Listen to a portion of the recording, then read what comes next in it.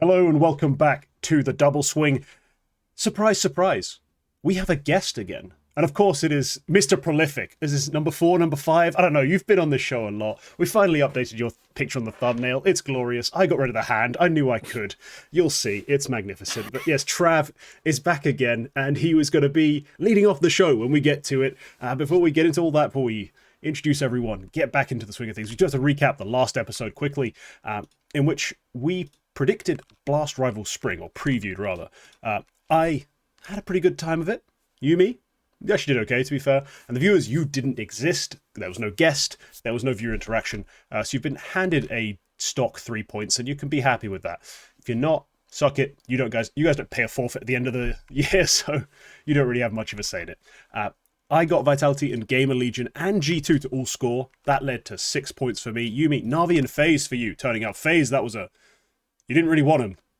They still got you those 2 points. I seem to remember wanting them. So no, we did actually both want them. I do remember the actual conversation. We both secretly thought maybe. I don't think either one of us expected them to make it top 4. Yeah, maybe not. But they're playing a better game than they did with Karrigan. I've been on this train for far too long to let go of it now. Yeah, we'll see how that lasts. They're not here though, are they? So we won't get to see any proof of it for Astana. Well, Karrigan is. So we can yes, talk about Karrigan. Maybe the impact will be felt for Falcons, or maybe in a bad way, maybe in a good way. But yes, with those scores, with those points, I'm up to 27, YouM3 25, and the views and guests for the season down on a lowly 24. Trav, you're going to have to make up for it. Thankfully, you did decide to take first pick on this show. So hey, welcome back to the Double Swing. You're leading things off. Thank you. Let's do it. I'm immediately going for an underdog straight off the bat, right? And clearly, the obvious pick here is Fisher College. I'm kidding. It's Monte. I have to go Monte, and it's honestly not even because of the UK bias that I've got with this one, right?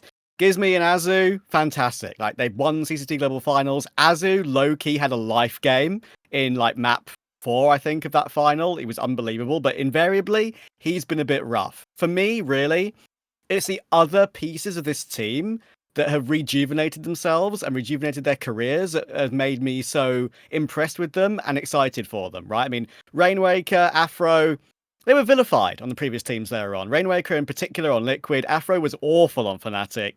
Of course, Bemis as well was out in the cold for years, right? I mean, he had a ill-fated Into the Breach stint after stand-ins for like FaZe and stuff like that. Obviously played on Mouse quite a bit.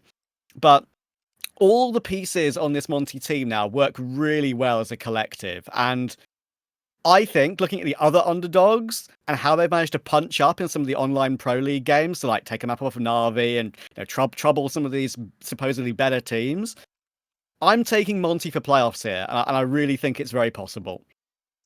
It's almost crazy. But then you look at the field, you look at how they've played, who they've played. Yeah, I don't hate it. YouM3, look, I was always a big Afro hater.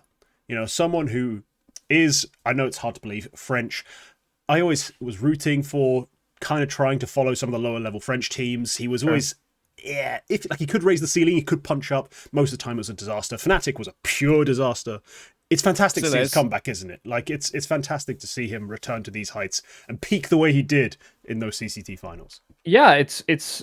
I guess it is surprising in a way. You know, when you see a player struggle as much as he did, just not even from he's poorly positioned or he's making sort of massive mistakes. I just felt like Afro missed a lot, and now to think that he's having a bit of a rejuvenation. I didn't put much credence into the idea of anim graph and the changes making AWPing that much easier. I thought it would make it a little bit easier, but I think I am noticing more and more of these players that were struggling on the AWP. Actually, whether or not it's real or not, there is a placebo element to a lot of things in Counter-Strike, and I think there is a part of that is. There is this feeling that other AWPers are starting to hit more shots again, which is a really promising sign for a team that they have good riflers. They play like very pack bursty Counter-Strike. And when your AWPer knows that front line it can be so explosive, I mean Afro is the type of AWPer that love to get in the thick of it anyway. So he's doing a fantastic job. and he's been okay for the most part.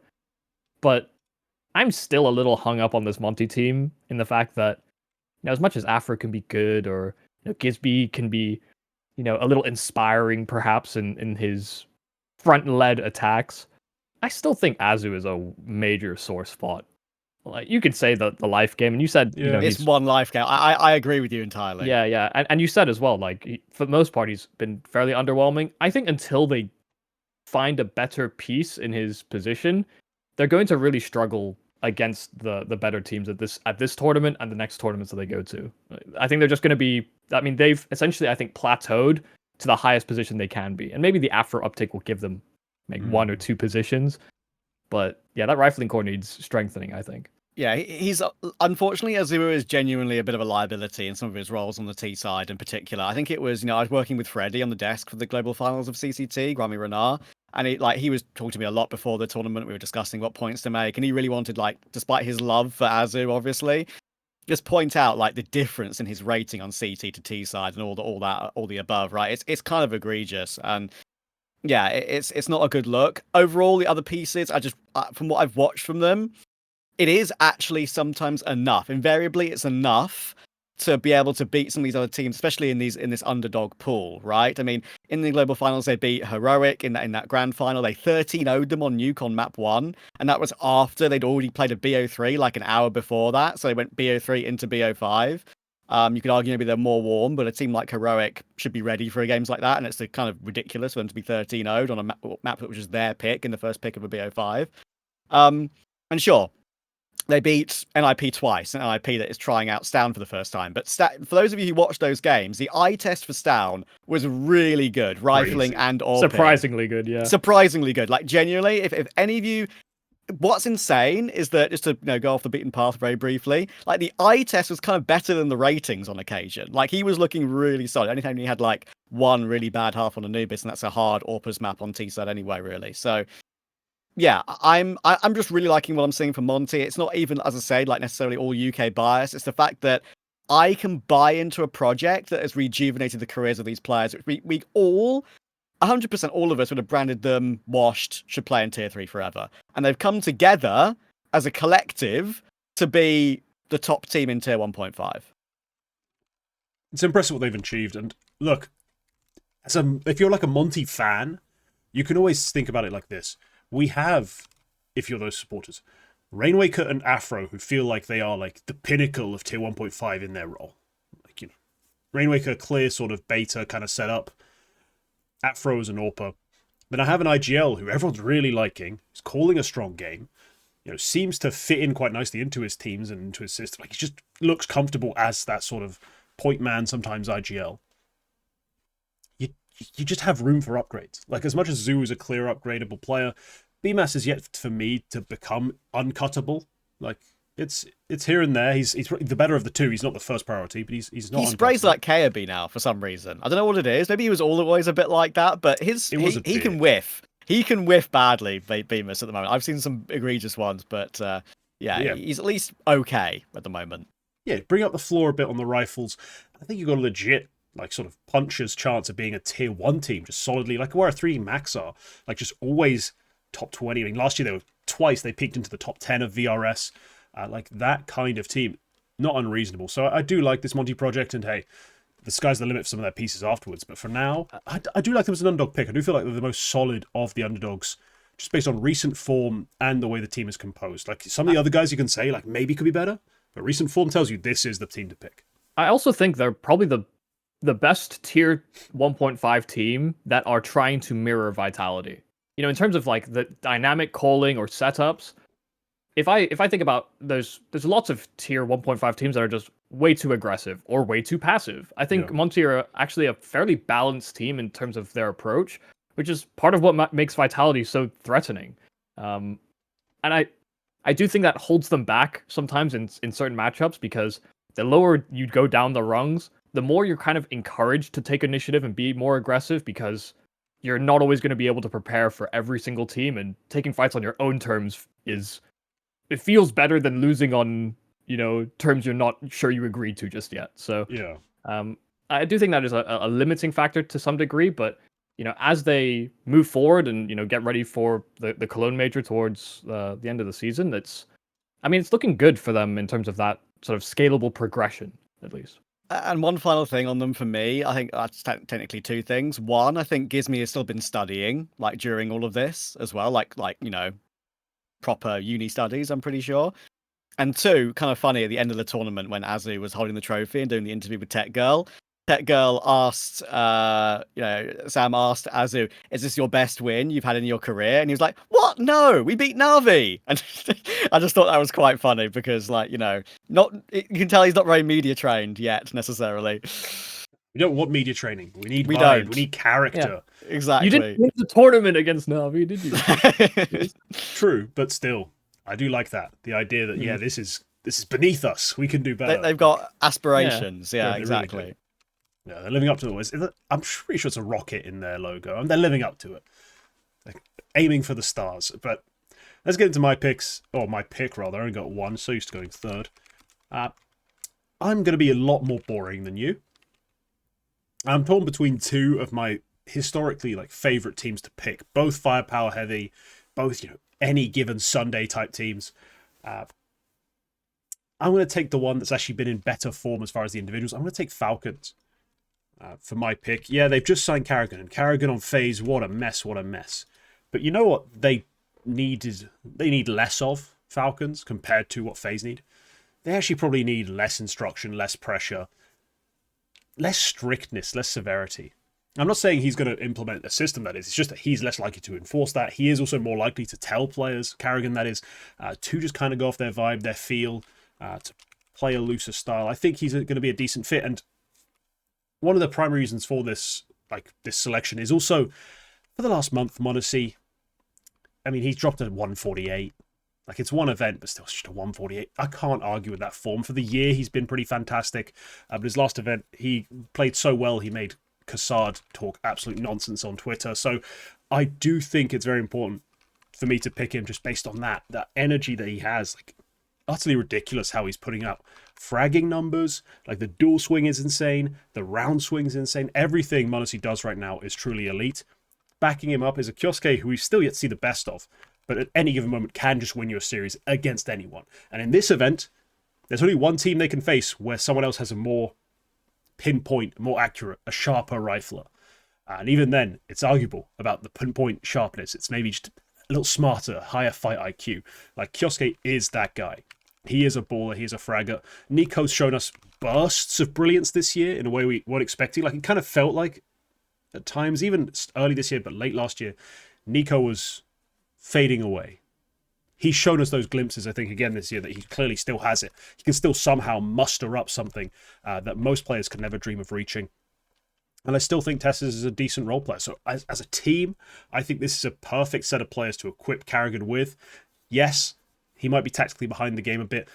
Yumi, you've been ranting about his actual calls and everything else. Ted on Overcom's been pointing out the outdated utility usage. Shout out their great coach, Neo, one time. I do think this is a team that's going to benefit from his inclusion, from his addition, and I really think they are going to make the most of this old enemies reuniting sort of dynamic with Zonic, with NiKo. Falcons, they have the firepower, they have the pedigree. They should be, for me at least, they are favourites coming into this event. I don't know if you want to go first, Trav, because I'll probably end up going on a rant. So okay, I'll just quickly say a couple of things. Firstly, about Karrigan's, how he kind of yo-yos in his career when it comes to moves. I think I mentioned it on this podcast before when he was we were talking about his history and how FaZe is yo-yoing. Historically, he does tail off. His leadership style does make teams tail off in time. But when he joins a new project, at the beginning, it's amazing. Invariably, they make runs. Look at the Mongolz project. Look how when he returned to FaZe and all the above, right? Maybe there's only 2 or 3 examples, but not many IGLs in Counter-Strike history have one example of getting teams to that level so quickly. So I think, as T said, it probably is the perfect in-game leader for Falcons. Just to kind of completely reshuffle how they play the game. I'm not saying Kixam was, the most tactical in-game leader that we've ever seen in the world. But he was decent, and he knew how to, he was decent individually, and he knew how to utilize them to some extent. Just the pressure that they couldn't deal with. Karrigan is a pressure master. This historically has shown it. Maybe not as much recently, obviously, but that could be the change that gets them into more consistent top placings, especially here at an event which is vitality-less. Like, it's the perfect opportunity for a team like Falcons to grab this tournament by the scruff of the neck and say, look, Vitality, if you're not here, we're going to win, and we're going to truly contend against you right now for big events like the Major and for the second half of the year. And I think that's great. Other pieces of the team I'm fine with. I think it's fair to say that, Nico, the burst of form, like you've been saying, fantastic. But this is surely the last, I would go as far to say, Karrigan's last team, and the last time we see Nico not as the true full in-game leader for Falcons. Yeah, I tried to touch something, because I assume you're going to be negative. Like, just to... I don't want to stereotype. I'm gonna try to be balanced, but I feel like I'm gonna end up going negative. Just one very positive thing I can say for Karrigan, just on the comparison with Kixan. There is also the aspect of Kixan being a younger, lesser-known player, like talent, piece, IGL caller, leader. Man, Karrigan is a respected figure. He's one of the demigods of CS. Like, him coming in not only probably has an influence on Nico, the kids of the team. They're going to look up to him. And Tesses, not only a less rarefied individual, but also a Dane. Yeah, he's going to have all the presence and all the command he wants. This will be him having that fucking perfect situation for his honeymoon period to unleash and sweep through this. Yeah, just before I let Michael go, about Kixan. I'm going to keep teasing it forever and ever. What's also, just to put that as a very basic example, if Kixan calls something and, maybe they don't love it, the current Falcon, his previous Falcons teammates would have been like, I could have come up with that. We're smart enough. We obviously we know what we're going to be doing here. When it comes to Karrigan, maybe it's a very basic thing to say, but if he does call something like that, then maybe his teammates think, maybe don't agree with it. You've got I loathe to use the word, but the aura of Karrigan of, I respect this guy's name. I know what he's done previously. Kixan, you've come from fucking Blue Jays. Karrigan doesn't come from Blue Jays. So, look, I know Kixan did great stuff on Apex. I'm just making a joke. But, Michael, your turn. Yes. Okay, I'll start on the positive side. I think it's a good stylistic fit. They like playing loose Counter-Strike. Karrigan loves playing loose Counter-Strike. That's fine. That actually works piece for piece. I do think there is something to be said about the scene's perception of Karrigan joining this team. Fuck the strategies and how they play or whatever, but the fact that this is such a blockbuster move, and Falcons were already the only team this year that have beaten Vitality. There are a lot of teams right now that crumble under scrutiny and pressure and the expectation of the opponent they have in front of them. Right now, it feels like the scene has more teams like that than not, especially at the top. When we see them against the Vitality, they choke big leads. Your Navis, your Mouses, your Furias, your Spirits, all of them crumble under that pressure because they expect this team to be so great that they're infallible. And I think there is an air of that with Karrigan joining the Falcons. I think there is, teams will perceive this as an upgrade and something to be feared. My point about the Falcons is, I just think this is an outdated method of calling. This may have worked from 2014 up until 2022. Maybe even you could extend it slightly to the end of 2024, where FaZe actually did look quite good for a flash. But I just fail to reconcile with the idea that, we have... I will always praise Karrigan for what he has accomplished. But we give him so much good grace that even when Aurora are doing similar things, everyone's saying, cut Madger, kill this guy, get him out of the team. And for Karrigan, there's nothing. It's, oh wow, his stars didn't show up. Frozen failed in this game. Rain failed in this game. Brokey's a bot. And you don't see that same scrutiny levied at Aurora the same way. They have comparable talent compared to the roster, and they make comparable calls, which are equally, or have been equally as bad. I hate the double standard, essentially, is what it comes down to. That's why I always will rag on Karrigan when I get the chance, and the team. Not because I don't respect him as a leader, but I think it's unfair to the rest of the scene just to be like, oh well, he's done good stuff before, and so therefore he must be working real hard now. But like you said, they outdated utility. I think they don't structure themselves in a game that's become far more structured. I don't see cool setups, cool nades being used, cool boosts being implemented. They don't try and lean into niches. 3D Max work harder than FaZe. They just have worse players than FaZe. And so, why can we not get some sort of middle ground with this team that had so many great players? What, you think Vitality aren't working hard? They've got a super team currently. They go for nade stacks, boosts. They anti-strat to shit. Even the noobs, they anti-strat, which is crazy to me when you think that FaZe can think of themselves as a top team, maybe without the most resources, the biggest coffers per se, but you're never going to get there if you don't put the graft in. Instead, it just feels like, yeah, they are procrastinators. I like that was the term Maui used, because they do feel like they show up, they rock up, and they play their game. And I'm sure they do put in work behind the scenes, but when it translates into the server, everything is so on the fly, so scrappy, so brawly, and yes, that's exciting. FaZe Counter-Strike is exciting. It's maybe the most fun brand of Counter-Strike that could exist in the circuit. But the reason we call it FaZe bullshit is because they get themselves into the shit so much that they have to bull themselves out. So I simply cannot rationally believe that Karrigan is the solution to this Falcons. He is a worse firepower in-game leader than Kixen. Kixen pulled his weight. Kixen wasn't the most, I don't think, demanding in-game leader either. So I worry that the perception, everyone is really hopeful because they do believe this is Karrigan's last hurrah. They want to believe in the last dance, so to speak. But the somber note is that I actually think this is going to make Falcons worse. They might even win this event, but that doesn't move the needle for me even slightly moving into Cologne. Really? If they win the event, it doesn't move the needle? That does not move the needle for me at all. Because I believe in the honeymoon phase. I believe that Karrigan will be able to... Okay. That there will be this... How long's the honeymoon phase? Could it not last through Cologne? It could Cologne's last... not far away. It could last until CAC. But I think Cologne, they crumble. Under the lights again. Every time. I've seen it happen with players on this roster, and you've added another one that also crumbles under those lights. When I was covering Falcons at IEM Rio, we obviously had to talk about it because it was big news at the time, even though they hadn't announced anything officially yet. And that's exactly how I described it in a way. Like I said, look, Karrigan described Simple on FaZe at the Austin Major as the Hail Mary. Karrigan is now the Hail Mary himself. Like, it's a massive gamble, and who knows how long it's going to take for them to work together again with the past that we both mentioned. But whether it's good or not, I just think it's, as you say, the double standard is there. I get it.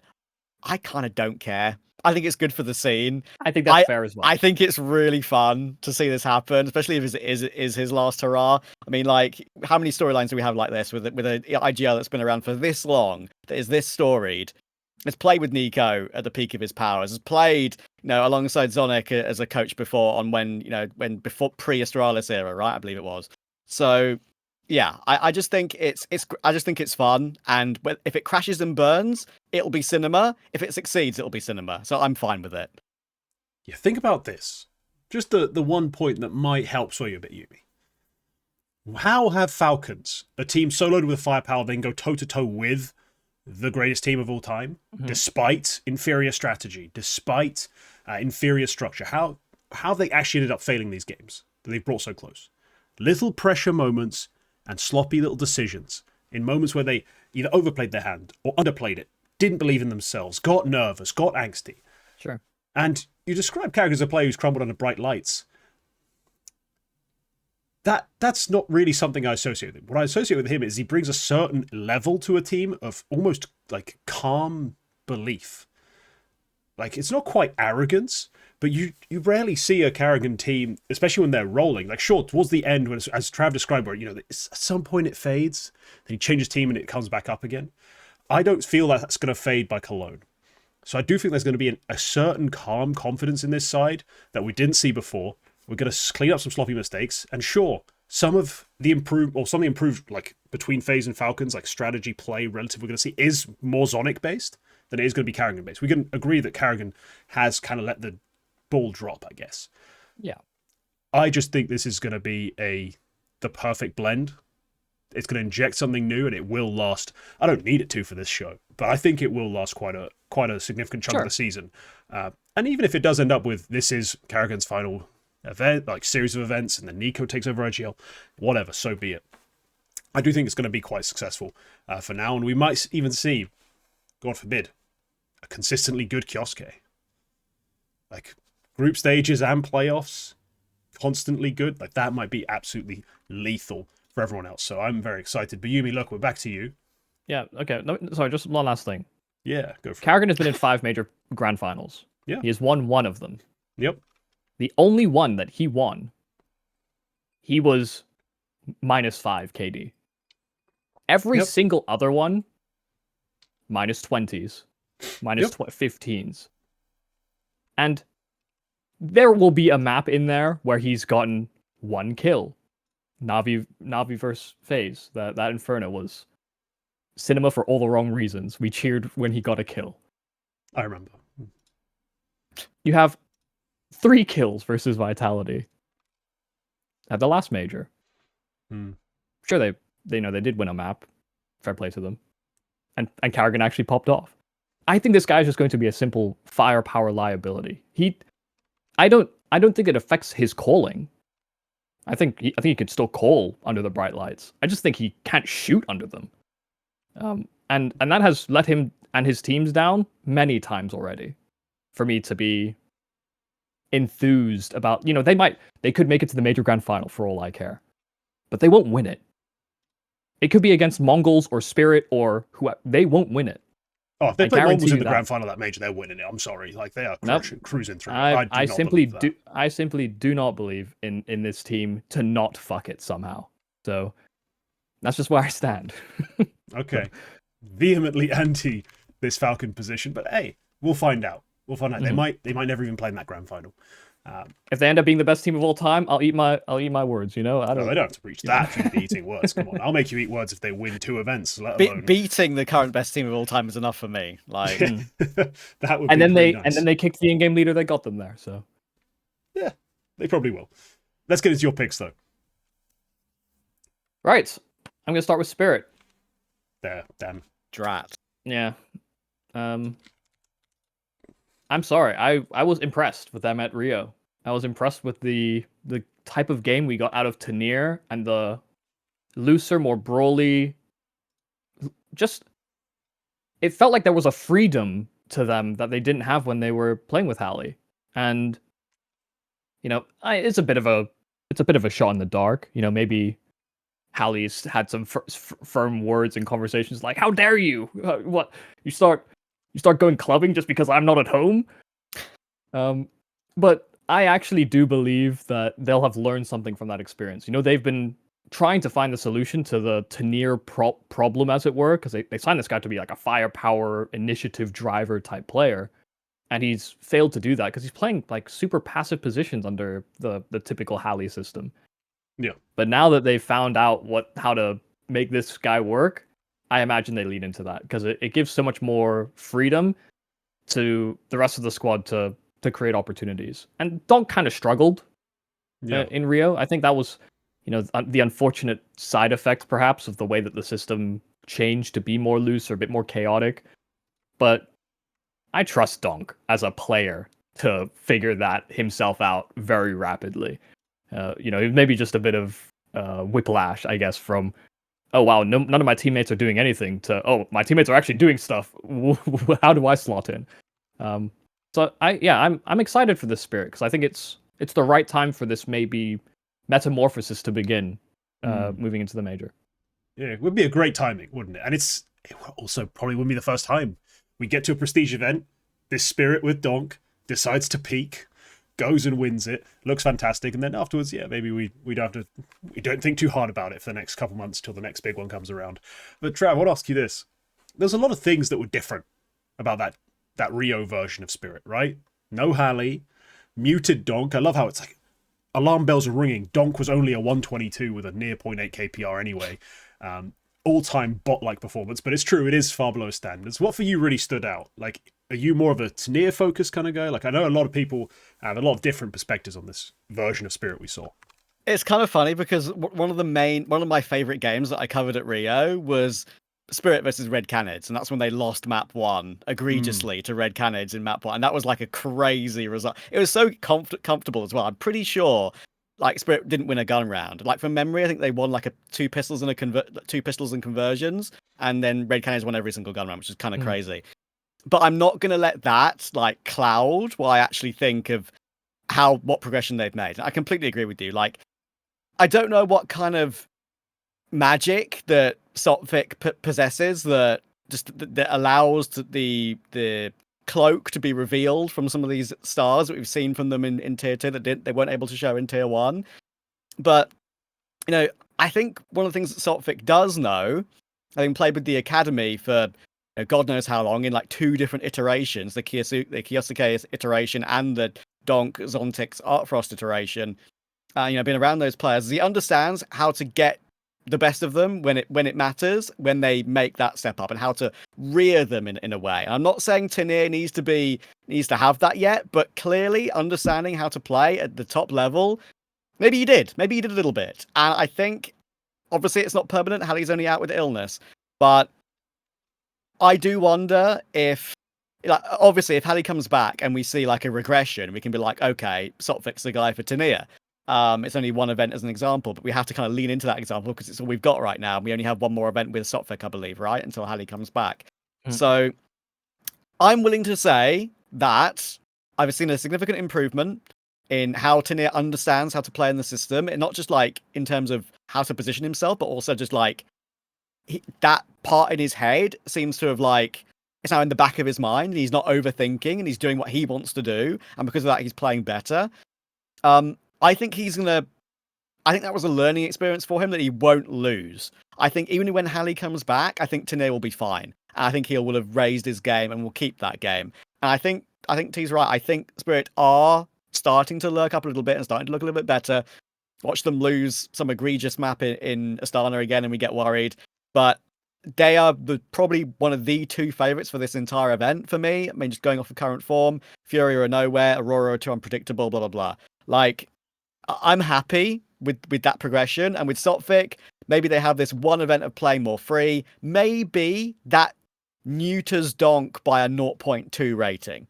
But if it gets them winning, Donk doesn't care. Donk has said many times that he cares about winning and doesn't care about how well he plays as long as they win. So I think that's good progress for me. And Donk did still have some really nice pop-off moments in Rio, even if his rating wasn't as high as it usually is. And when we see that from Donk, that he can win any round, any future round possible when he's playing like that. So I'm happy. I'm happy with Spirit. I think they're going to be making the final here.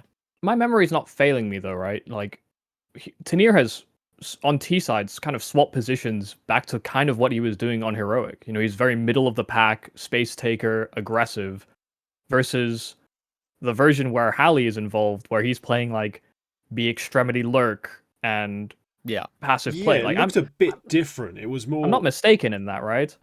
Yeah, only it was slightly, a bit but yeah, it wasn't explicitly entirely, but it was that. It felt like there was more aggressive opportunity for him, like in a mid round. There was more chances for him to be like a, not necessarily a diversion, but like a second prong or try and go for another play aside from the main pack. It was less of the classic 2 guys AFK at the edge of the map waiting for the donk thing to happen.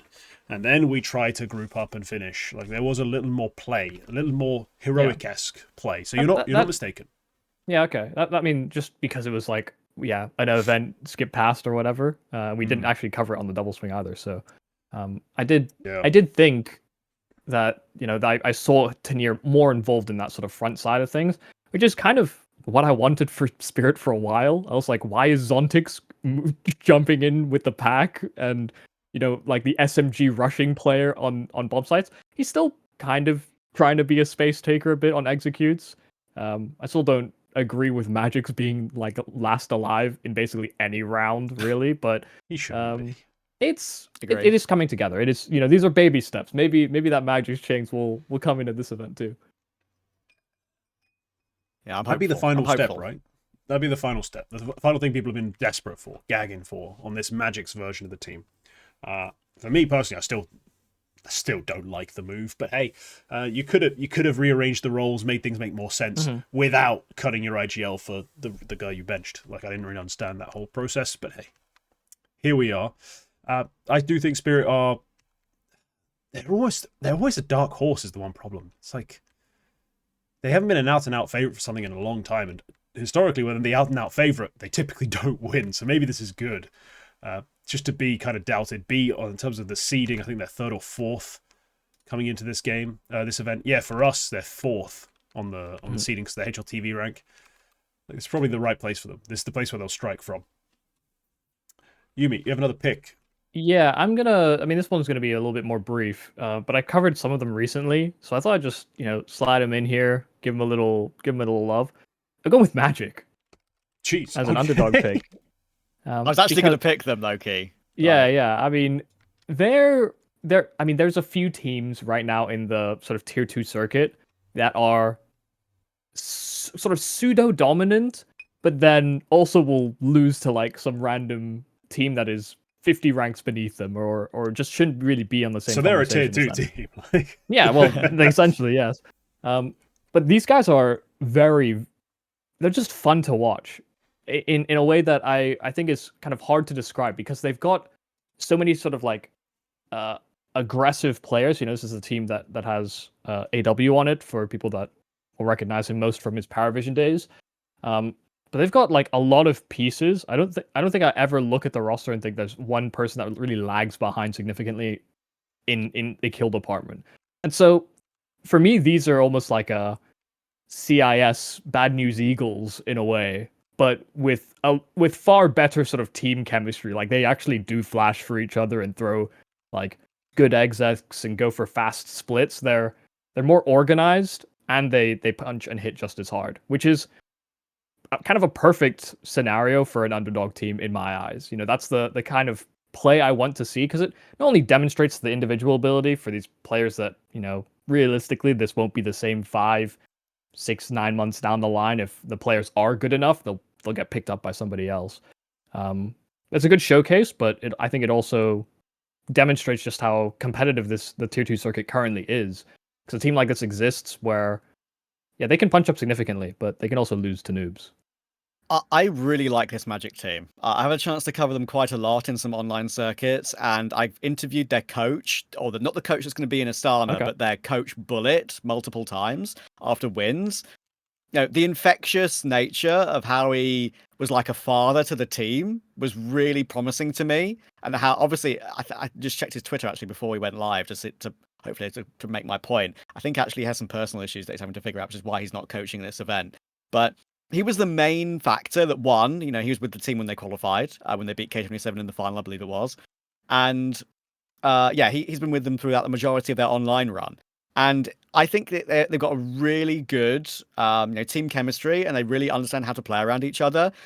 And the individuals are individuals that I've thought were going to be, pop-offs for a long time. Masval being a great example. I wanted him to go to Namiga when Namiga was still playing quite well. Masval was this guy who was very, very, very talented. He's a bit volatile. Like, he has a whiff about him sometimes in terms of like missing shots. But I think he's really good. Main star of the show is Tenzi. I don't know, like, necessarily where this guy's come from in a way. Like, I'm just looking, he was on Betera and Rostek before this. Yeah. He's 21. I covered him a few times on those teams, I think, previously, before he went to this Magic project. This Magic project is technically like ex-Betera evolved. Yeah. And he's incredible. Like, I haven't seen a rifler as consistent in this tier of CS for quite a while, that hasn't gone on to do great things playing in tier 1. And I'm really happy about that. One important thing to mention from my side as well. Sorry, 2. Firstly, Svade is an in-game leader. I believe he's still in-game leading. He's pretty damn decent. I think he's got a great idea of how to play the game at any level. And Moon, I don't know what they've done to fix Moon. Moon was not good in Ruby. Moon was very, very inconsistent. And I'm sure, fellow demo watchers of that tier of Counter-Strike will know how he played in Amcal, how he played in Ruby. He was a 0.99 rated AWPer more often than not for me. And that kind of played out on the server with the eye test too. looking at his numbers here, they've found something in this guy, especially now playing in his home event in Astana, which I'm sure will be amazing for him. They found something in this guy that I didn't think he had. And I don't know if it's one of the syndromes that Yumi was talking about earlier about Orpa's being better for a little while with the placebo random graph too. But he's looking so solid. And I know he's playing lower to opposition, but this team are dangerous with the Rifler and Orpa combination, with the Rifler core and Orpa combination here. That they genuinely are one of my favorites to watch at this tier of CS. Yeah, it's funny that we talk about them. We talk about all this stuff, all this positivity, and no one's even touched on the fact that AW's back in the place he should be. Yeah. Like, he's on a team that not only is of his level, but more importantly, kind of wants him to do what he can, like, actually do. Like, they're not asking him to be a super hard support anchor and maybe closer. Like, he's back in the pack. Sure, he's not as open-centric as he was on, like, Amcal, but he's in the pack again, and he's playing better for it. It does help when you have, like, the kind of entry work you see from a guy like Tenzi or opener work. It does help to be off his shoulder. But for me, this team was fascinating because the first time I watched them, well, not this team, but this version of the team, Betera, I think it was at this time, when I was watching Tenzi and Masval, and I watched them play, like, I think it was on a stream or something. They were playing both the star roles, the star rifle roles. And I was like, on the T side of a map, I was like, all right, cool. Then I saw their Mirage CT side, and they both anchored. Like, they were on the extremities anchoring, and then the other guys were playing the aggressive mid spots and stuff. I was like, oh, that's an interesting dynamic. And then when you start actually watching this team, you see this interesting blend of, like, players have their maps where they're more stars, more focused, and other maps where they are just, they're the anchor. And like Tenzi, a brilliant Mirage anchor, like FlameZ-esque in the way that he does measure his aggression. They have set up plays, but also he does just sit on the bomb site and deliver frags. Like, they have a really interesting dynamic in terms of the way the roles distribute themselves that I think is quite unique and will make them an interesting team to play against. So I do like this Magic side. I do think they're still unpolished. Like, there is... I've watched a fair few of their demos. They are a bit unpolished, especially the individuals. Sometimes you're like, ooh, why are we half asleep here? Like, how has this not been even vaguely considered? But they are going to be fun. I do think they are going to be an interesting team. And their opening matchup, I mean, versus the Mongols. I'm there. That could be a shit. That could be a shit show in a good way. That is going to be a shit show, I think. So. There's exactly the kind of styles that will clash and make for a very, very entertaining game, I feel. Because Magic will come out firing 100%. They won't, like, they know how crazy this opportunity is and, like, how few and far between it could be for them. They've had to be on that, like, online qualifier grind to get anywhere near this. The only reason they got here was through the EU closed qualifier, which, by the way, that EU closed qualifier had 100 Thieves in it. 100 Thieves aren't necessarily all that, but, it's definitely a notable names to get by. And they beat K27 in the final, who are also, funnily enough, at this event because of a withdrawal, right? So, yeah, I'm just excited to see how they're going to play in a big event because, yeah, as T said, they kind of been, the players, the individuals have been on our radar for a while, and they kind of all know how to do everything in the game in any role. And as you say, they can sort of, like, float around the map and mix and match in a little way. I wonder how it's going to work in a big event. They're going to be more nervous and more patient, but patient in a way that affects them and makes them overthink about situations they wouldn't overthink from playing online and playing at home. One thing as you said, I think it's important to mention one last time. I think it's really nice to see AW look comfortable in the team. The environment in Parivision did not suit him. I mean, very, very clearly, he was a massive liability on that team. And now he's in roles that he understands and knows how to play with players that are his equal, I would say. So, yeah, maybe not necessarily as pure talent, because Tenzi, I think, and Maswell are better than him pure talent-wise, but role-wise, he understands and gets it. So, they could just looking at other teams in this tournament, they all obviously play very close against K27. That's a similar type of team that has come up through the ranks. Gentlemates are in terrible form. Heroic can lose to anyone, it feels like, right now, because they still don't have a bloody Orpa, for God's sake. And 9Z have only beaten teams in South America. So teams like that, absolutely. I mean, obviously the Huns too. Teams like that, they can really probably find a few W's there, I think. Yeah, they certainly could. I think it'll just be fun to see how they match up, though. Especially, like, we open with a Mongolz game. Like, some of these favorite teams who are in iffy form, Parivision, barely anything more than a tier 2 team, really. It's interesting sometimes to think about it. These individuals, they're not far removed from matching up with Magic's team day in, day out in the online circuit. So I think it will be a fun little story to follow. Let's move into my pick. I don't want to, to be delicate and ladylike. I don't want to blow my load too early on the favourites, but at the same time, I'm not sure who I'd want to come back to. Is that ladylike? Can ladies I do was that? gonna say, is that? I feel like that's a mismatch. Thought you guys understood sarcasm, but it's okay. We'll move past it, just straight through. And you know what? I'm going to take an underdog. They don't need an AWPer. What a ridiculous premise. Heroic have Young Star, and the AWP is a star role, and that's why they're fine. Look, this is a team that I've, rooted for, followed, lamented. I just think they are rising above what they should be doing over and over again. You talk about like a teenage IGL, an AWPing situation where they had to put their former hard support into the AWP role because of some confusing roster nonsense. That meant they benched him and then had to unbench him to bring him into the AWP. And despite that quite clearly going against him, he's actually been tolerable. Okay, like there are worse AWPers in like higher level teams somehow.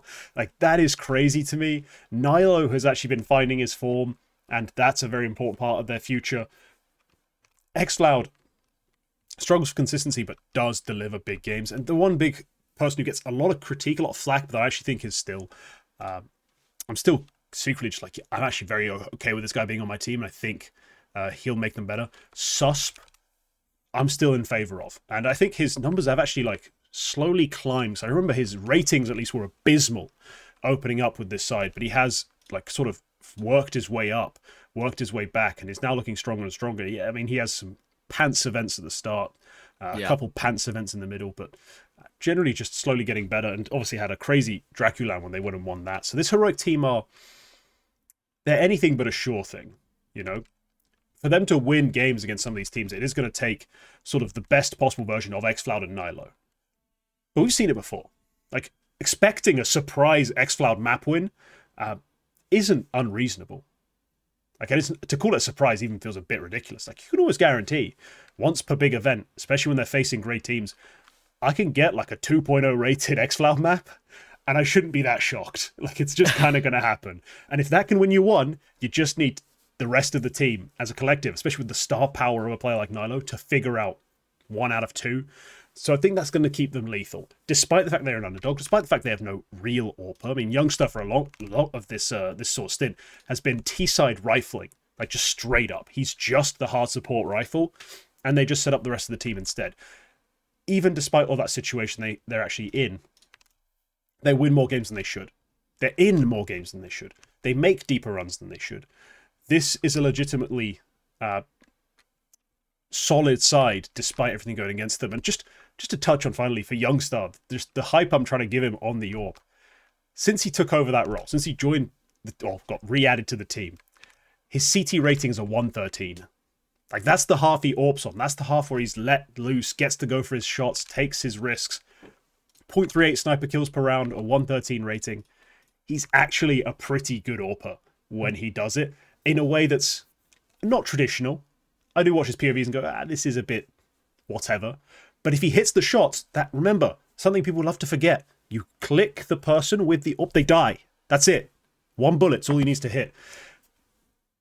And he does it a fair amount. So look, they're a weird little underdog team. They're really difficult to root for, predict, anticipate. And I think that's why they're going to be a threat to make it to playoffs in this chaotic Swiss. All I'm saying, and I'll let you jump in actually quite quickly here, Trav, is that he's doing as good a job as Alcaran, but in different ways. Like, he's more aggressive on CT with the AWP. I think he's better. I think he's better than Alcaran. Yeah, more kills on the CT side, more flashbangs, and getting the fuck out of the way on this T side. But absolutely 10 out of 10. zero. Yeah, basically zero AWPing impact on T sides, which is the Same thing that Alcaran did. I mean, at least Alcaran tried. Yeah, I mean, Alcaran was never our favourites, was he? I think we did a podcast a while back and we were like, this is not might be the inspiring in most any way. negative prospects video I ever made. Thank you, members, for electing Alka in that one. Yeah, that like was another Kazakh Orper. Yeah, that's literally how it opened. Just not another Kazakh Orpa. It was literally the next video after Molodoy. It's be like, yeah, it was wasn't really- overly. He wasn't overly fun to watch, I would say. And just to preface, I think what you were saying earlier, like I do think, from what I understand, not to like leak anything necessarily that I shouldn't be leaking, but like his situation is not his fault. It's like an internal thing that is like Heroic's doing. I it's think kind of a heroic problem. And I don't. The problem is, like, I'm not sure how it gets resolved. Like, that's what I'm gonna say. I'm not sure Exactly. how this ever ends. I know, which is really sad for him, right? I think he stood in for, was it Cybershock recently? That's all he can really do right now, standing for these online tier 2 teams. But yeah, Heroic they're existing and they're doing okay in existing. Like, I think they're on a ever so slight downward trend because of them losing twice to Bet Boom and Stake, losing to Ascend at one of the Roman Imperium Cups, which is the Bulgarian team. And then, of course, like kind of just getting farmed by Monte in the CCT Global Finals. They're not. There are very obvious instances of either side. Youngstar not looking like an Orpa because he isn't, obviously, but he got farmed by Afro more often than not. And you know, I just can't look past. The reason I didn't pick them is I can't look past that negative on the team. The way I described Krizen on the CCT Global Finals broadcast was, I think he is one of the best in-game leaders. You can argue, young in-game leaders, you can argue he's been overtaken by like Krebeni and maybe even Gizmi at this point. Sure. But he's one of the best young in-game leaders at dealing with an unpredictable project, which is not exactly a tag that I'm sure he wanted to have, but he did great on two completely different editions of OG. Like, he made a Thunder Pick LAN with like Mikey on trial, and then with 4 entirely different players, he made the Thunder Pick LAN the following year. And now he's got these 2 riflers around him in Xvad and Nilo, who are genuine stars. I know Xvad's consistency is a little bit off, but he's very, very reliable. And Nilo is now looking at the star player that we thought he would be when he joined, but obviously didn't play full time because he took that 4-month gap or whatever because due to personal issues. So the sad thing is, there are serious positives to this Heroic team. You've got one of the best young in-game leaders in the world. You've got Nilo, who's now looking like a true star player. You've got a great, role player in Susp, an Xvad who can do great things. They're just hard capped by the Orpa situation right now, and it's not going to change. It's going to be the same conversation about them on the analyst desks, event to event. He's serviceable, and his teammates like him because he's a goofy character to have around, and the vibes are great.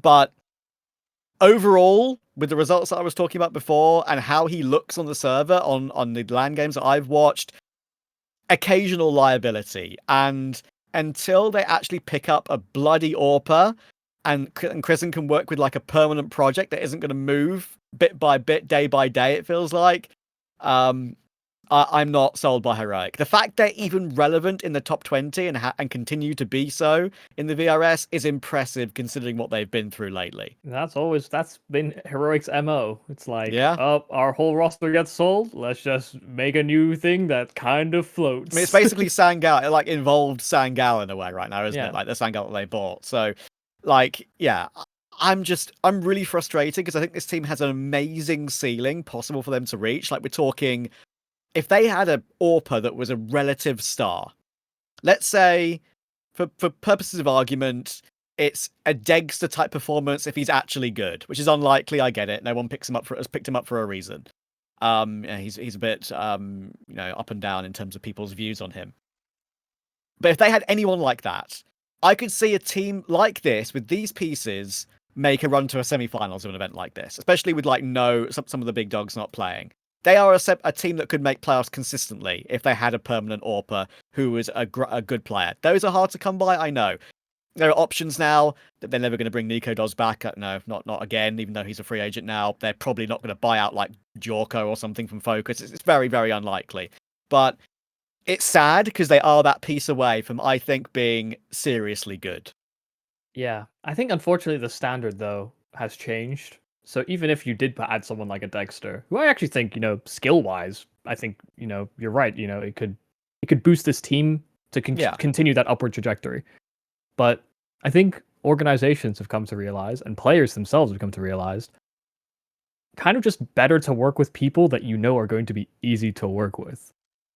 And we see a lot of players that don't get picked up by bigger organizations because there's a fear that it's going to destroy the culture or almost destroy the team, essentially, because there's no sort of cohesion or chemistry, or people are just too rude to one another, right? So we've got lots of data to back that up, whether that's evil geniuses, or whether that's maybe even the Boros situation, or Simple with FaZe and apparently some disagreements, but then also they did want to buy him. So I think there's reason to believe that anyone that's even slightly like controversial or maybe slightly difficult to work with, people are just kind of avoiding right now. And that's probably why they were done with Grix, I would say. Maybe that's the rumor, right? I mean, it's a shame because at the CCT Global Finals, I really wanted Grix to show Heroic what they were missing out on.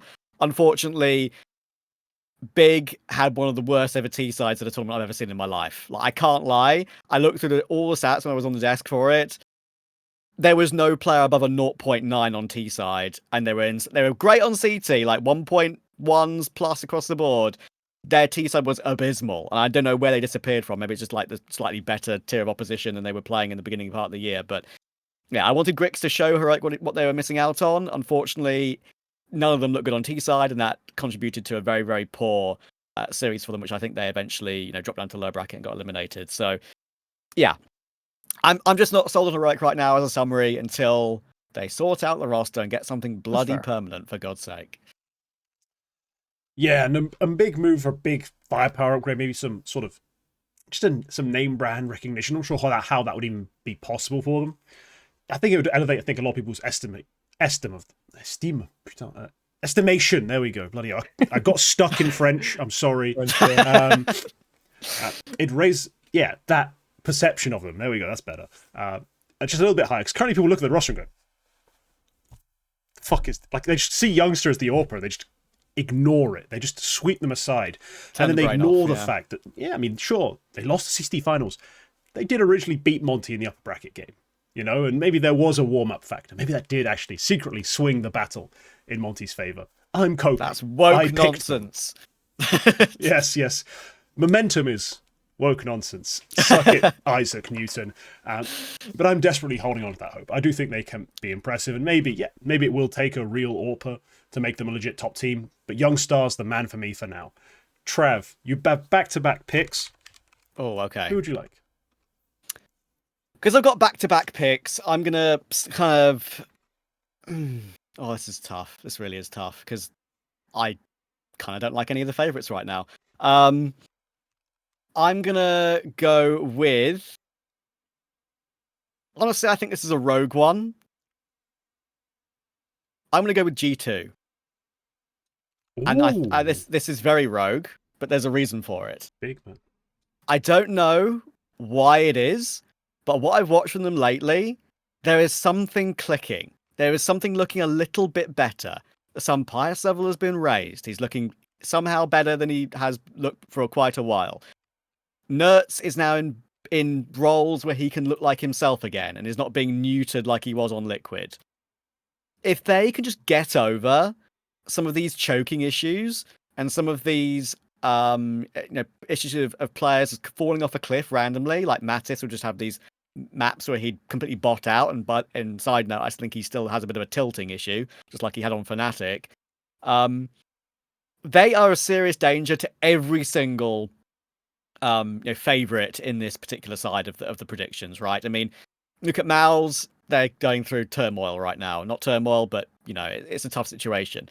Falcons should beat G2. Spirit should beat G2. But we've seen negatives from those two teams. We don't know how Falcons are going to play with Karrigan. Spirit is still up in the air because of not playing with Hallie. We don't know what style they're going to play. There's something about this G2 right now which I'm seeing progress. And that combination of having some Pius and Nertz and Saw all together again, they looked really good with TAC as a stand-in Rio. They were genuinely... TAC was decent, to be fair to him, which I think there's a lot of praise for, which helped their performance. But the worst part is, I wish I could really pinpoint what it is, other than players slightly raising their level, like Nertz and some Pius. But I just think something is clicking, and at some point, they're going to have a run not a fluky run like London, as we now know it was clearly a massive fluke, but they're going to have a run of a few events in a row where they make consistent playoffs and show us what they're made of. Because I think these players right now are too good not to have that. Sampayas was a big negative for me for a while.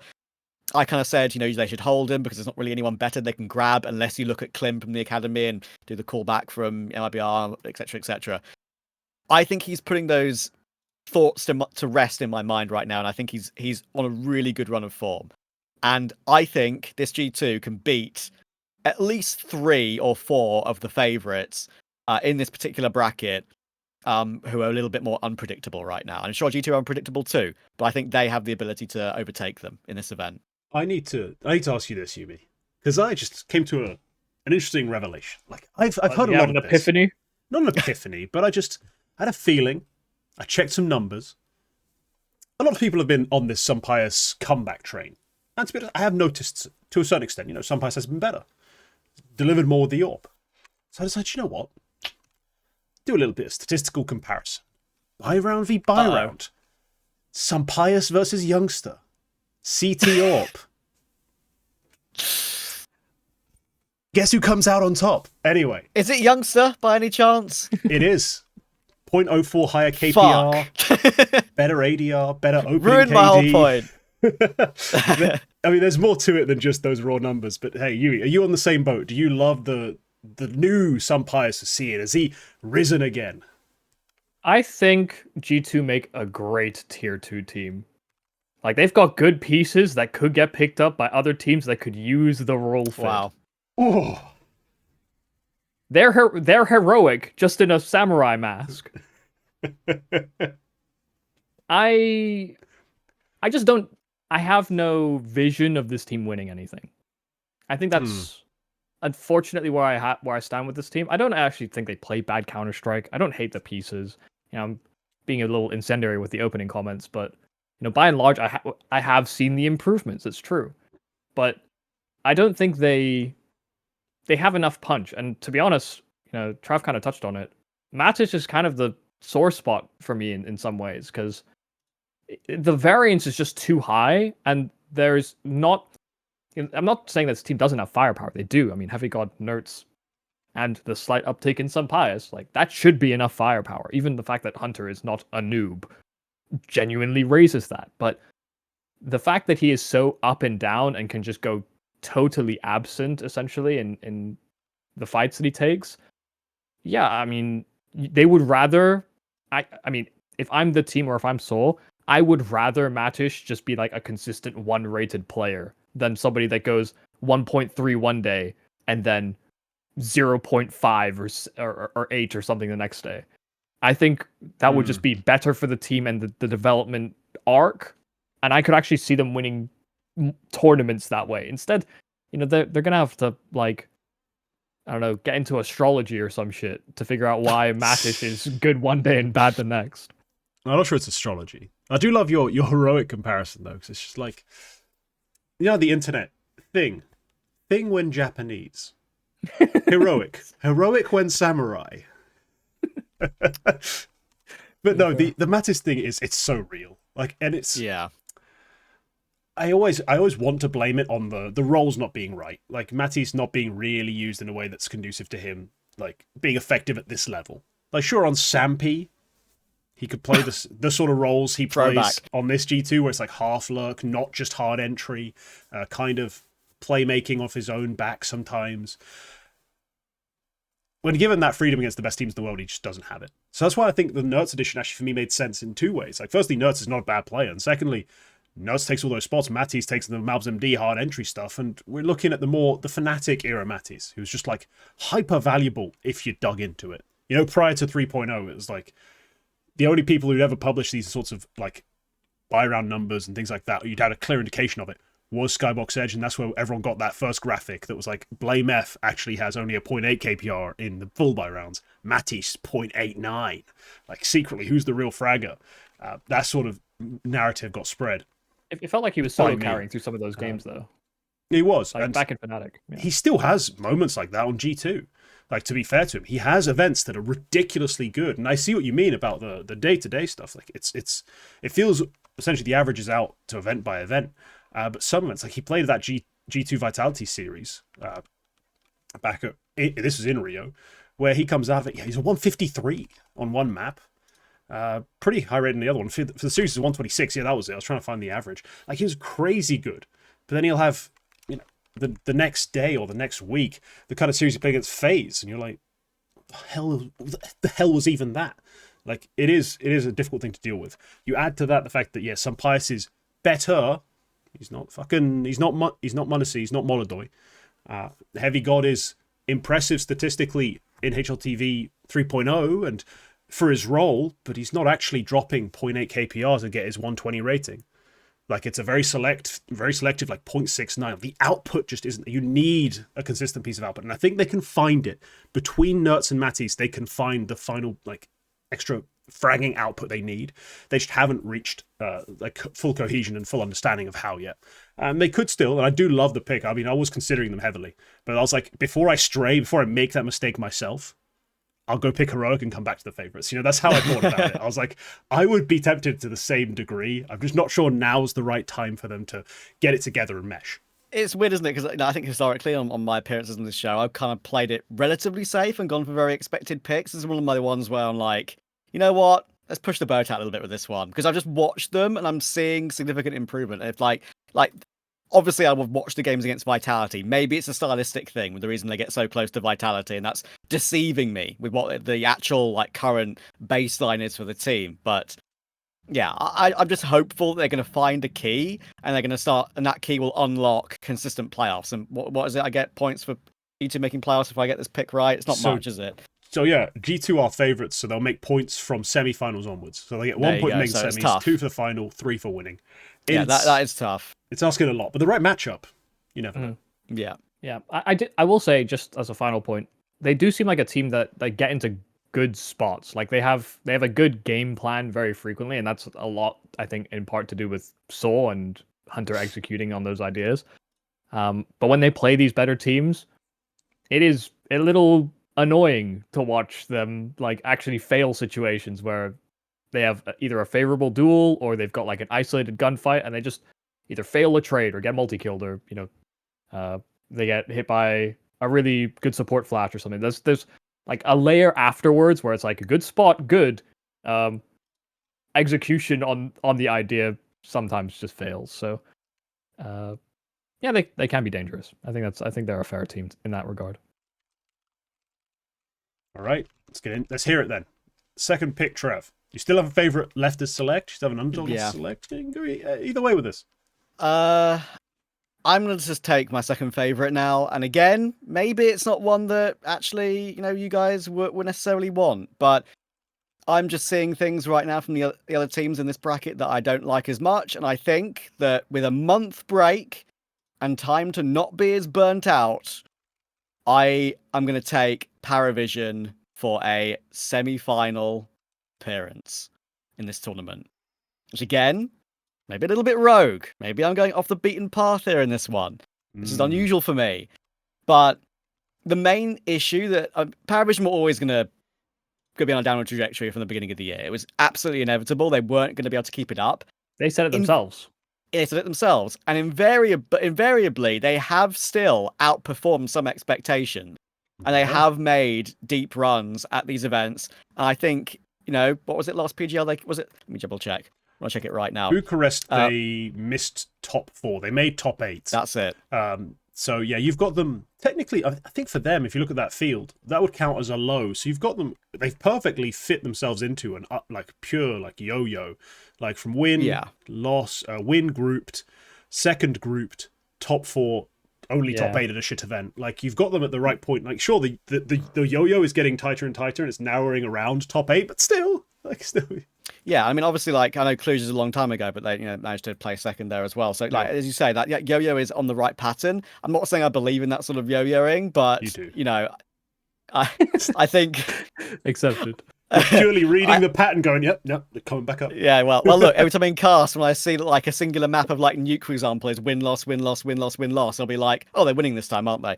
But yeah, I just the main thing that was so evident with them was the burnout of young players like not necessarily ready, because they were ready to play at that high level, but not ready for the consistent travel, the consistent appearances in different countries, etc., etc. And I think I just think that they're due a run again, and they have that brand of Counter-Strike, despite their pitfalls, that can lead to a very good event for them. And look, I think Dastan, we've heard his interviews. He is cutthroat. He is fascinating to listen to, and an incredible interviewee.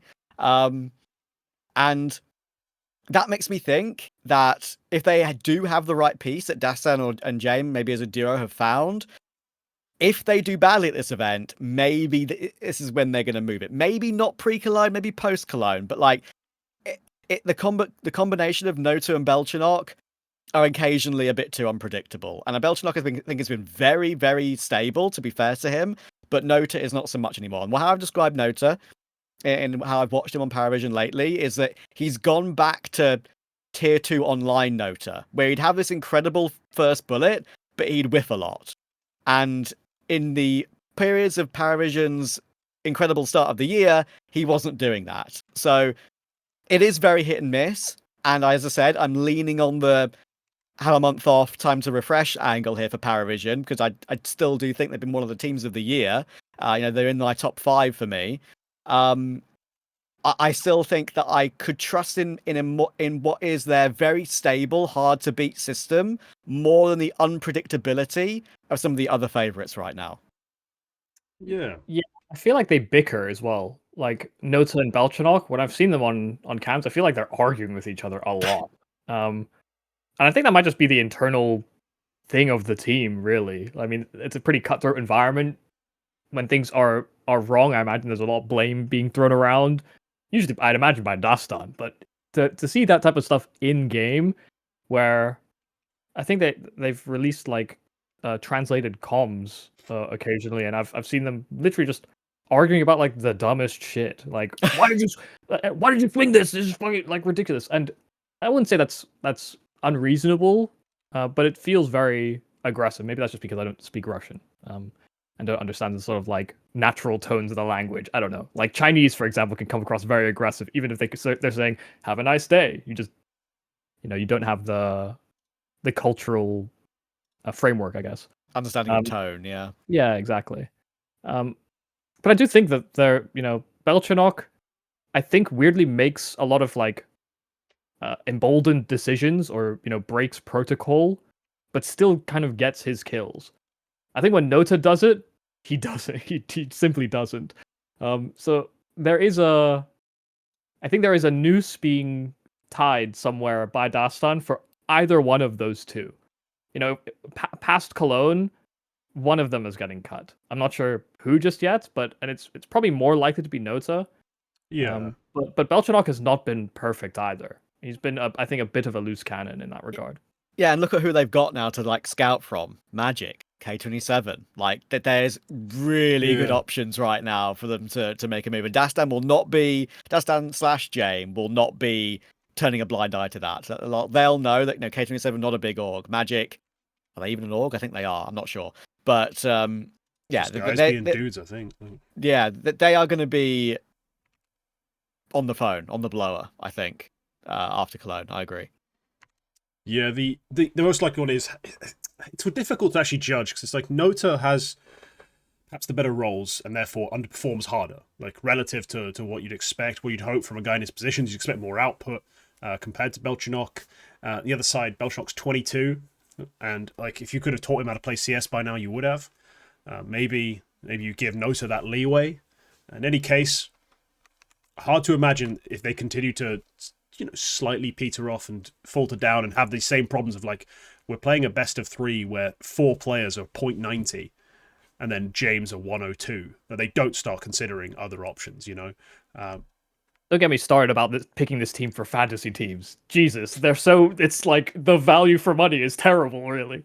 I don't think I've ever picked I've been actually getting into fantasy a bit more this year, and I don't think I've ever picked. I think I picked James once in all the fantasies I've done. Yellow's sometimes pretty good. Yellow sometimes good. Gray is also sometimes good, but it's I barely go near Parivision. I mean, what's my team for Astana? Let me have a look. Magic's Tania, Pious Nico, and Quinky. My goat Quinky. And I made a team in Maui Cord, which is Maui Snake's Discord, which is Carrigan, Nertz, Nico, Tanir, and Torji.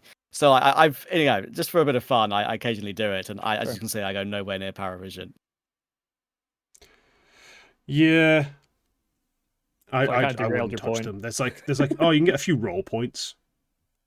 You know? Yeah. On Jame, and his ratings are probably not going to be so abysmal that you can be okay. But yeah, not really a great fantasy team. No. I don't hate the pick as far as just reading the bounce. Like, just read the bounce. Like, I was going to make the same joke if I ended up picking them, depending on what favorites were available. I was like, yep, this is the time for them to come back up and maybe make top 4. With this field, maybe win the event. But instead, yeah. People are going to look at this. People are going to look at this and can see I've picked my double favorites of Parivision and G2. And they're like, what the hell is this guy doing this time? He used to be such a consistent picker of like relatively understandable teams, but he also first picked Monte. He insta-locked Monte, for God's sake. That will be the first comment I see. I'm sure of it. The number of times someone gets flamed for their first pick on this show, if it isn't just Vitality, to be fair, every time you can pick Vitality, it is Vitality. But every time someone picks something, I would have gone Vitality. If I could assure you, I would have taken Vitality. If they were Monte, in this event. the British angle. So this is one Messi's event... on Vitality, bro. Like, he's too good. He's clearly not from the UK. I don't know where he's from. I think he might be like Swedish, like Merriman. Maybe is there something else in there? Like, no, man, that's the most like British like descendant from the king name I've ever heard in my life. So I don't know. No, there's something wrong with him. He's suspicious, that one. But let's get into my pick. I need a favorite. I need an underdog. As per tradition, I'm just going to leave the underdog because screw it. I don't really believe in anyone who's left particularly. I'm going to take a favorite. Now, Furia disappointed me in the last event they played, although I'm not surprised anymore, really. Like, I still expect them to be good most events, then I just show up, watch them, like, the fuck was that, and go home. So I'm going to take Aurora. I also feel like, when was the last time they played an actual event? You're going to see how well prepped I am for my shows. They played Rio. Yeah, it was Rio. As I look through the HLTV page. They bottled it at Draculan against M80 and Alliance on both maps on Nubis, by the way. I forgot they went to Draculan. Yeah, it's not a great look. Did they play it for stage 3 of Cologne? I think they did, right? Just to try and confirm that. Either way, they played Rio and it wasn't. They will be stage 3 amazing. Cologne. Yeah. They will be stage 3. Well, they didn't expect to make Pro League and then Rotterdam afterwards. You know those. Okay. Yeah. But yeah, they were actually, I think, pretty far down the ranking. Sorry. Yeah, at this event, they are the 2nd seed for us. They're 4th on HLTV ranking. Now 9th on VRS. But to be honest, the top teams, the favourites, are completely jumbled up relative to VRS, just because of how volatile it is compared to HLTV, rather. But look, Pro League, they finished runners-up. You know, they beat some okay teams. Rotterdam, they make top 4. They beat 2 teams who are here to do that. They beat Mongolz, they beat Furia. They also beat FaZe, which obviously at that point with Carrigan, 4v5, clearly just a free win. It doesn't really count for anything. And yeah, then they had this really weird period where their Draculan, it's like when K27 has to play online, you know Furia are going to lose. I feel like Xantares, when he has to play shit lands, is just culpable to get farmed.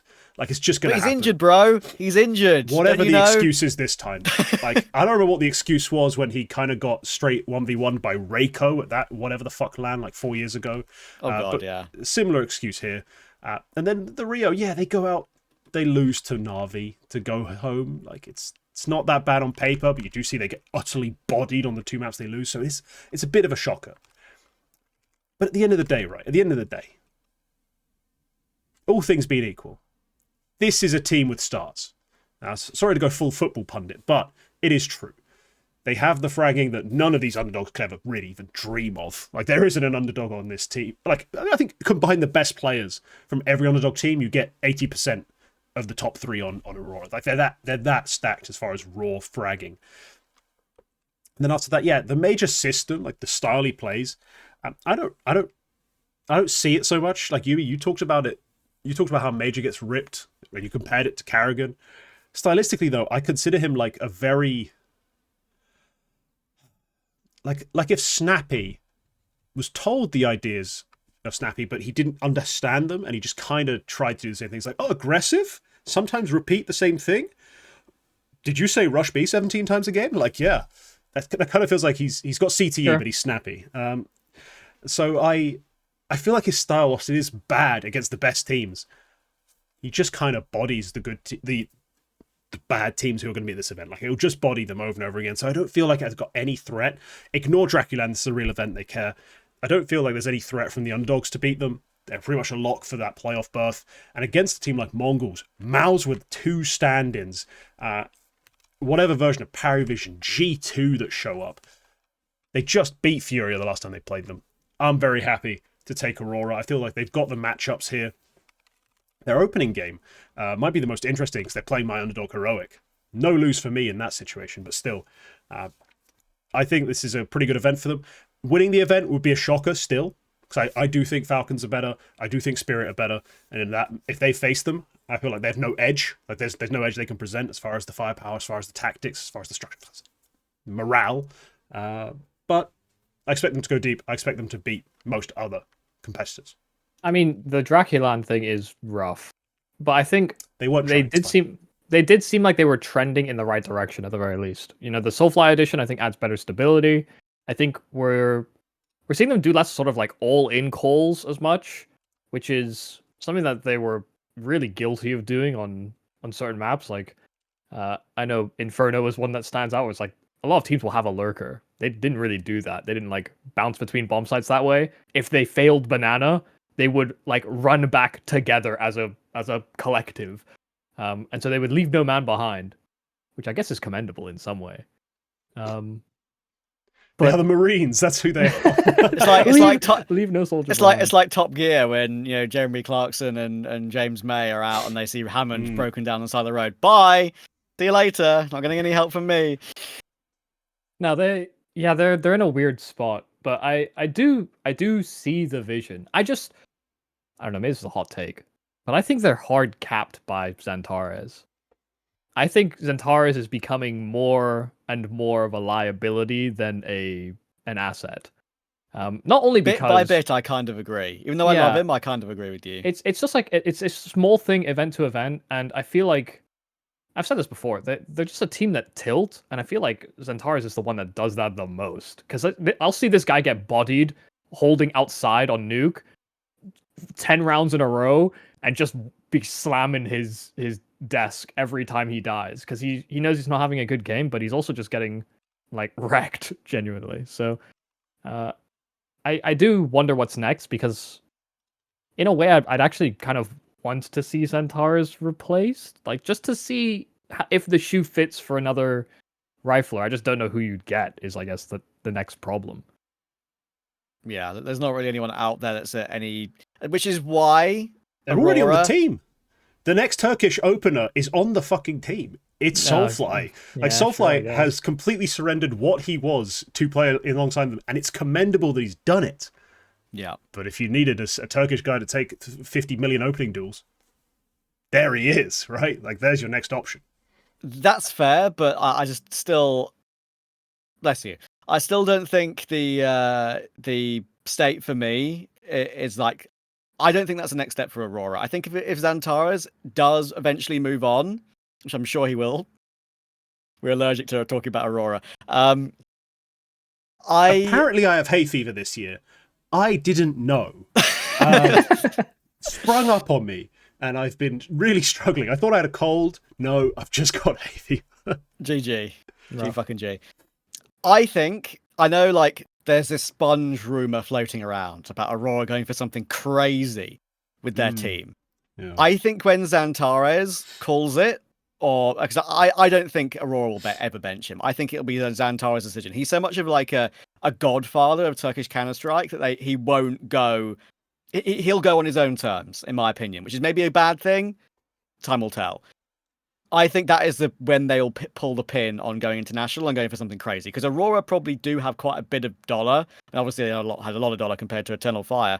And I think that is going to be there when they go international. And whether it's with this supposed mishmash of a project, which obviously every single individual like Molodoi, etc., has denied, or not, I think that'll be when we actually see that come through. But the thing for Aurora right now for me is that I love what Soulfly is doing. I think he's like doing a very commendable job on the team right now, and he's not been a liability long term.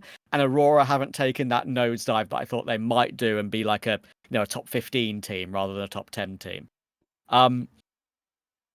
But I'm just for me, it really is the factor you brought up. It's the tilt factor that they're playing so many games against teams they should be beating comfortably, and getting in their own heads about them. And the reason I didn't pick them, and the reason I actually went for a parry and a G2, is because these guys are like, there's been more egregious results, I think, for like the likes of an Aurora and the likes of a Furia, who are on a downturn right now, than for me there have been for the others. And it's been a very hard decision for me to like go for that.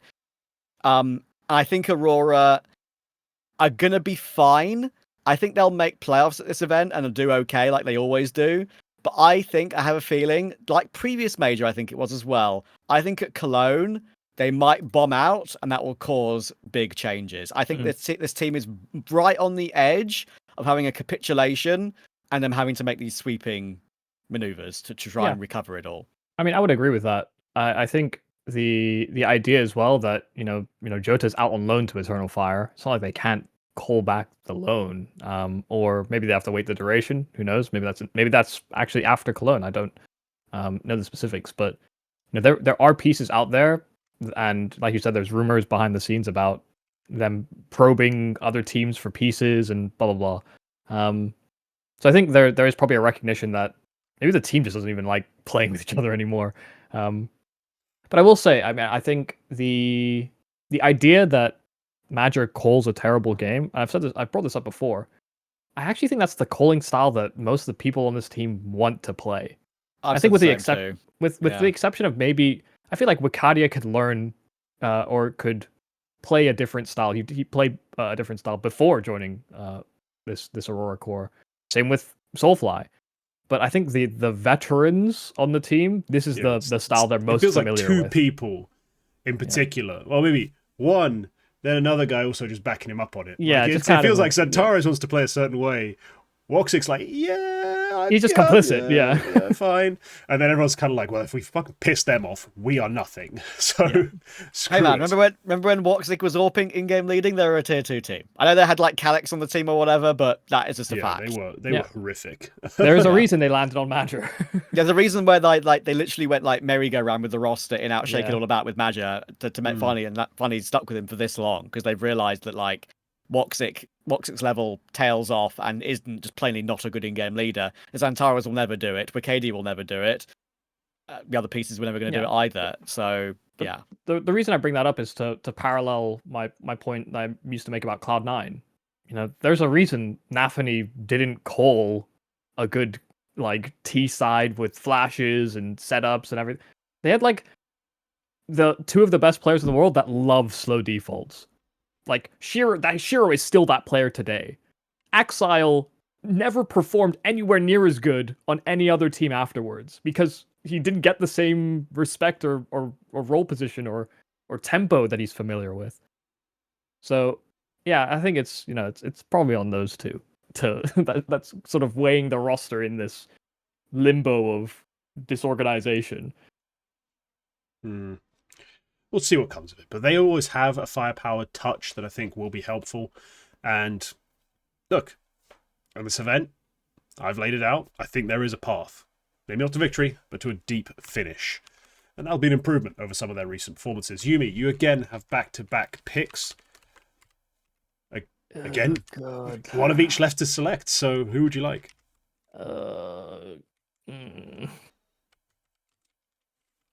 Why do I hate? Hold on. I'm not even going to justify this one. I'm just going to say I'm picking 9Z. Okay. I honestly thought you were going favorite first, and I started selecting it for you, but no, okay. Nope. 9Z, nice. I'm going to go with 9Z. I'm leaving my favorite for last. I don't know, man. Like, I feel like I was so invested in this 9Z project for so long, and then they kind of just reached this weird inflection point, maybe like middle of last year, sort of third quarter perhaps, where they just stopped being as interesting. And part of that was some of the roster moves that they've been doing and exploring, and I do think they've picked up some decent pieces really from the South American region. I'm not sure it's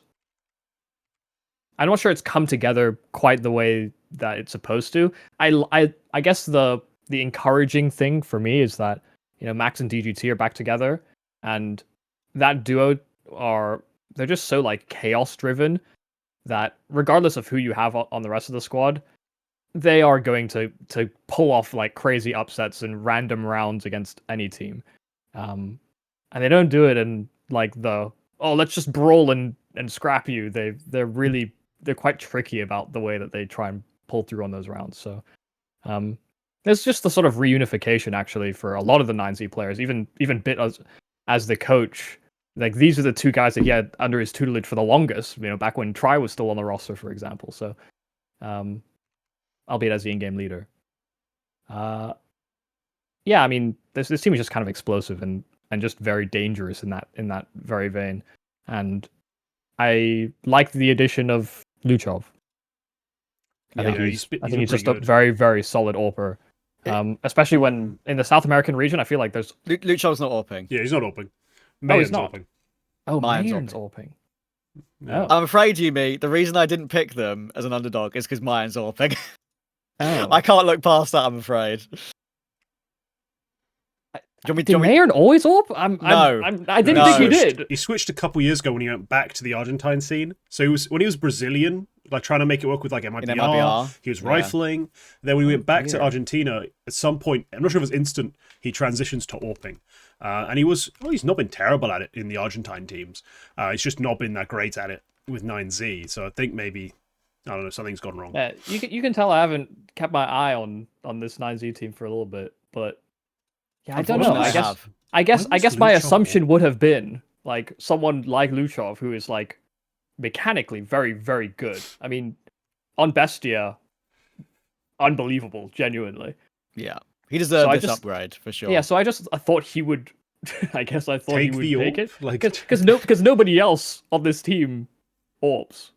Yeah, well, there you go, Mayan. And look, Trav, on that note, 9Z, you said it. Oh, you almost said it. They don't really play much EU play. Have you watched a whole bunch of them in their random ass South American Cups? I watched one game and two games. I watched the one game they won, funnily enough, the end of it when they beat Mongolz in EU in Rotterdam. Yeah. And I watched one other random qualifier game, I think, at some point this year. There's something there, like in the slop of online/LAN South American brawly Counter-Strike. There's something there. I think Luchov is a slam dunk. To play it in that tier, making the jump up into big events like this, I'm not so sure. As I said, like DGT's been revitalized. He's back home. He's playing with Max. He's looking great. Pain didn't work out for him. He wasn't in roles that he was enjoying, and he's back happy again. Fantastic. They do have the ability to win games at this level. We've seen that duo, and by extension trio, with how Harasso Peak is played in history, do great at big IEMs historically. And it was Dallas a few years ago. It was the Stewie 2K Dallas, wasn't it, that they made an incredible run. Mm-hmm. I couldn't, in my right mind, pick them for an underdog, just because of the lack of information. How are them playing in EU? Sure, beating Mongolz is wonderful, and that's one of the results that kind of killed Mongolz, I think, for good with that attempts with that roster. But there's no proof to me that they can really sure, some of the opponents in this particular tournament they'll have a good chance against because they're lower tier opponents. But there's nothing that really gives me a confident feeling about them. They've lost to Legacy a couple of times in a row. But some of these local lands, sure, Legacy aren't bad, but they're losing maps to Marsborn and Imperial on LAN, and Imperial are a big bugbear of mine because I think they're absolutely fucking awful and have been for nearly 2 years now. Yep. So I could go into a rant about that, but we'll save that for when I'm on the show and they're on. But I think there are too many results here that I'm not impressed with. And the only reason, they're stage 2 Cologne, aren't they? Which is ridiculous. The only reason they're stage 2 Cologne is because they farmed South America. And I get it. Teams can do that. The only reason Thunder Down Under are in the major at all is because they farmed OS, right? But Such cringe. They just haven't. Sorry, it just came out of me. What did you say? I didn't even hear it. You got to say it again now. Repulsion for this Thunder Down Under qualification. It genuinely made me hate VRS. Fair enough. And 9Z are the Thunder Down Under of South America. It's as simple as that. They're good. 9Z are good. But it's true. There's 9Z levels. have had one win. Levels. There's No, I levels. understand there are levels. Look, I get it. There are levels. Yeah. That might be I'm being a mean. Farming the Americas versus farming just OCE out of all of Asia. I'm being mean. Distinctly They've bitter. beaten Mongolz. It's more than Thunder Down Under will ever do. I'm being mean. But like the thing is I see them in the same breadth of like they've only had one win, and it's against like a slightly dying Mongolz. That has proved to me they deserve to be in events like this at all. And they're 19th in VRS, which is crazy. Yeah. Oh man, Unlucky. I didn't really. The thing is, I didn't really want to dive into any of these other underdogs. I guess my problem. You don't have a good read on Fisher College. What are you? I thought you were. They're not even playing with their this full game. five. They're not even I playing with thought their you were full an five. analyst for man. I Am Atlanta. Yeah. Hence, I'm not working Astana. I know. That's a joke. Yeah, we're poking fun. But yeah, 9Z for me, as you said, like the one result that really legitimizes or justifies anything is the fact that they beat Mongolz. I look at that game and I'm like, that is just a dying team, like kind of put to death. Yes. And that's the moment that finally everyone's like, okay, even the most desperate, defiant, like sort of this iteration of Mao's stand defender, person clinging like by the last fingertip, right, like right there, just that one finger still holding onto that ledge. Even they just let slip and fuck it, just kill it. That I was maybe one of those people. I'm gonna be honest. I didn't need it to go exactly that terribly for me to finally let go, but it went about as poorly as it could. So I don't really have much stock in that 9Z win. I don't have a whole lot of stock in their Brazilian play, their Americas play. I'm just kind of looking at this team coming in like they are a complete question mark. I don't know what I'm going to see, but hey, that combo has fragged. Some of the additions can frag. Could be something. Could be a little something. It's just for a year or two, we actually had like a surge in South American teams, whether that was 9Z, Pain, Legacy. I think I'm missing anybody. Yeah, it's probably covered most of it. But we had this surge of teams. Imperial, I guess, as well. MIBR, I guess. But we had a surge of teams where you could see that they were making progress and they were getting, wins over EU teams. They were at the events more frequently, and I think they were getting better quality practice. I think with the way that the VRS is segmented, I don't know that they get quality practice anymore. Like these teams have made roster moves. They're trying to find their feet again, but a lot of them have these roster moves have happened kind of at the same time, and I feel like the level is deteriorated in the region in a way that I'm just surprised by. Like I was so invested in the Asia South America dynamic because it's like these two extreme conditions essentially, or extremes to Europe, I suppose, where those experiences are very valuable when they get to go to these EU events and prove their mettle. But now the South American teams, I'm a little checked out by. If Furia is the best that we've got, and they're kind of capitulating themselves, I don't know that they're reinforcing their region by bringing the good practice back home. Is kind of where I'm at with, honestly, just teams from the region right now. I've said that for a long time until that little portion you mentioned where there was an uptick and I was suddenly impressed again. I've been saying it's quantity over quality for a very, very long time in that region. And there's a reason why I have a hate boner for Imperial right now because of what they're doing. Like it's not just them as an example. It's other teams as well. Pain have stagnated. I know they've had roster issues, but stagnating horribly, and the same goes for MIBR a little bit too, even with their EU project. So yeah, I agree with you.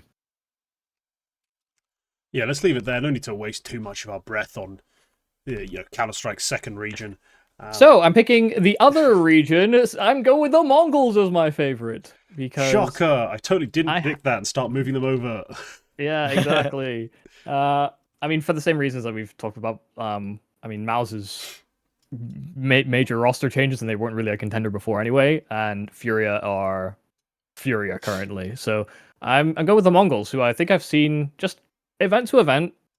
I'm getting the progress that I want out of the squad. You know, they have regressed back to, or rather, they've gone back to trying to make Cobra Zero a Senzu replacement, essentially.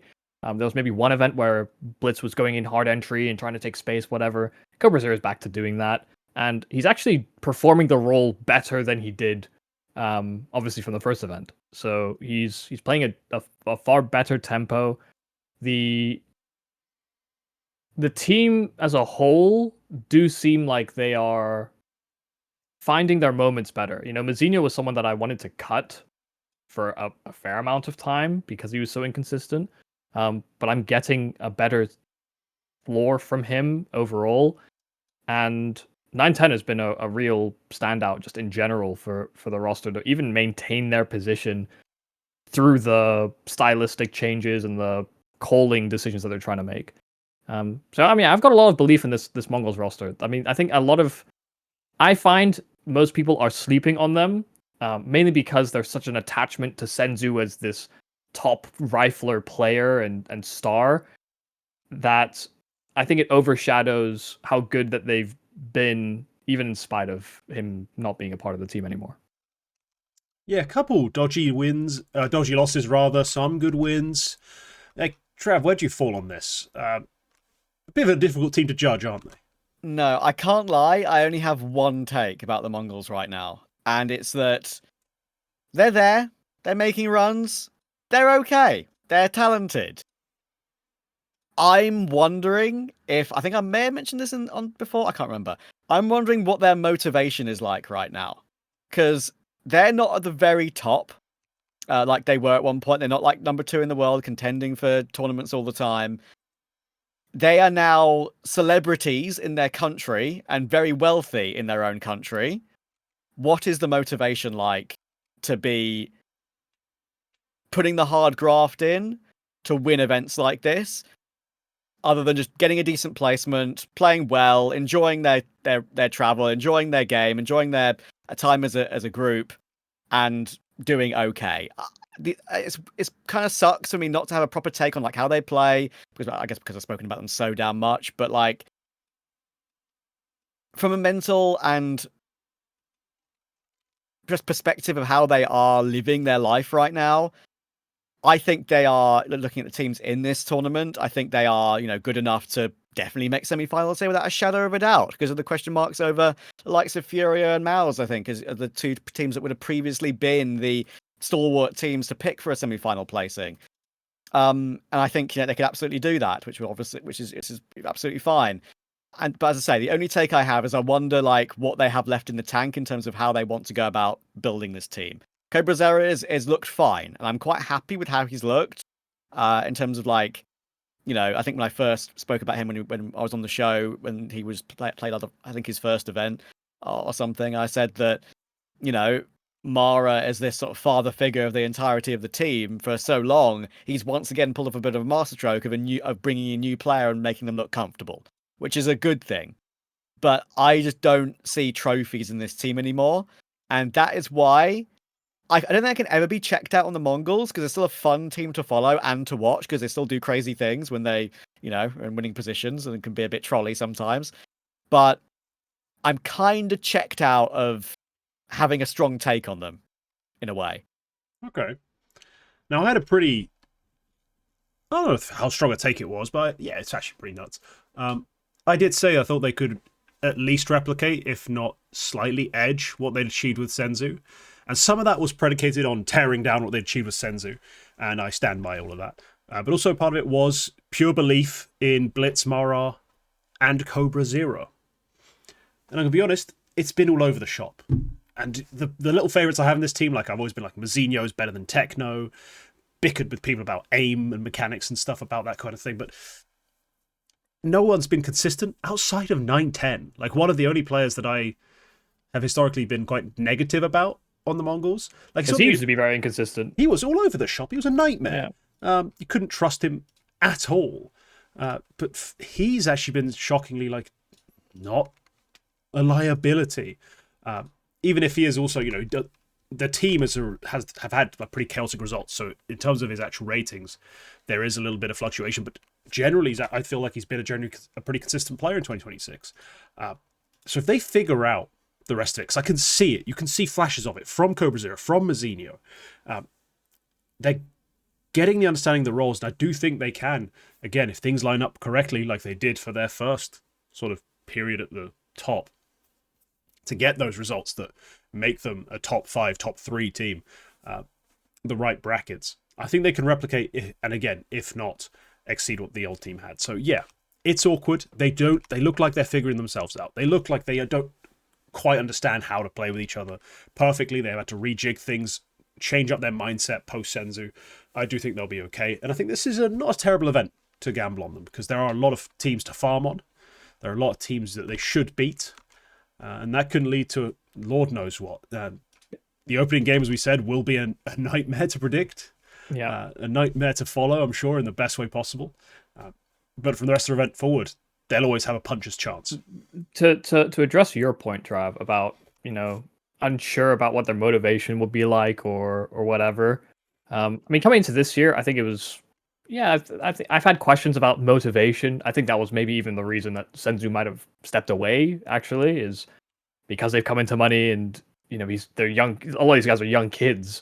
And that's part of what makes this roster a little bit, they're weird to follow in that regard, because so rarely do we get a roster as young as this, as high as this in any sort of field, really. There's a lot of life struggles, but this is the first time this year that they've had like a month off. Yeah. So from their last event, they've had a significant amount of time. Hey, it's my Parivision logic, baby. Let's go. Yeah. I mean, they've got time to build something, and refine what already exists. So that's totally fair. Can you just see why I'm checked out, though? Because they've been in this state for a while now, and I just don't see progress being made. And while I love the team and love watching them, I'm not confident in feeling that they can do anything special. I think I was sympathetic to it because of the fact that when I compared their 2024 LAN attendances and maps played to their 2025, it was a very significant jump. 2025 for a lot of teams exhausted them in terms of the travel schedule, and for a team that only just got into tier 1, for that to be like your first proper full year in the tier 1 space, must be a nightmare, essentially, for all these young guys. So yeah, I mean, I was sympathetic to that idea, and so coming into this year, I guess I give them more leeway, but I'm also biased. I understand that just a little. Okay, let's get into my final pick. I've left my underdog open. I have the chance to pick from a glorious selection of all-time greats and Hall of Famers. M80. Oh, sorry, Gentlemates. Can't help but say that every time I look at the damn logo. Still one of the worst pieces of team branding I've ever witnessed. Fisher College, K27, and the Huns. I'm going to go with a team that I know the most about of this group, but also the least about, because they've just made a change. I'm going to take K27, who have just made the addition of Fame happen, which will be an interesting thing to see how they figure that out, just as far as the roles, because Fame coming in to play, it's Quinky's spots. No, it's not Quinky. What's his name? Oh, fuck. Relaxy. The bitch. Relaxy, thank you. One of the more supportive players of the team. The bitch. It's a bit extreme. It's not quite what he was, but it's in some ways what he was. Like, he was more supportive. I cast him today, actually, on what's the team he's standing in for? That shows you how much online Counter-Strike I cover. I just forgotten the team he's standing in for. X-Ruby? X-Ruby. There we go. Yeah. Look, he's come in for Relaxing. I'm not sure how the roles are going to figure it out, but look, Zido has been pretty awesome for this team this year. This was the roster that last year were really fueled in terms of their popularity by Cashlid as an AWPing prospect. That hype has been eviscerated this year by his performances, quite clearly. There's not much else to it. The HLTV rating warriors have fallen out of love with him because his ratings have been a lot poorer. He's gone from averaging like 117s to 106s, which, yeah, it's a stark drop-off. It's a significant difference. But Zido, numbers are slightly better. The team as a whole has played slightly better. The other less significant prospects, essentially, because not all of the guys on this team are super young, super fresh, like Zido and Cashlid. The rest of those guys, they have had better output. They've figured things out better as a team. And that has made them look a lot better. So despite Cash's struggles, they've been a more productive and more successful roster. And I think Zito is a good part of that. Like, he has kind of matured into his roles, stepped up into this sort of this next level, I guess, that they found. It's just going to be confusing and weird to predict how they're going to play with Fame. Like, he briefly played with that mix. What was it they were called? Acrobats. Acrobats. With He flips. put up some good numbers. If he can translate that, bring some extra firepower, they might be a bit of a juicy team. So yeah, pick them. They might be fun, but they are a bit of a mystery. I love them. I just like the story of the team and players because, again, I've had the chance to interview. Unfortunately, I think one of the main guy I interviewed during their run into prominence was Relaxi. They were very infectious personalities. They all seem to love playing the game. They all seem to have giga belief in Mr. Steam Guard Code himself, X5, and Balbina, of course, of Quantum Bellator Fire fame.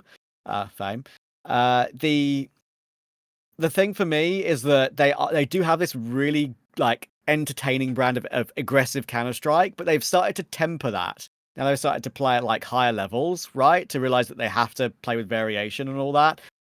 I'm not necessarily sure that's their strength in a weird way. Like, Quinky is I think he's unbelievable. I think he deserves like a lot of flowers as well.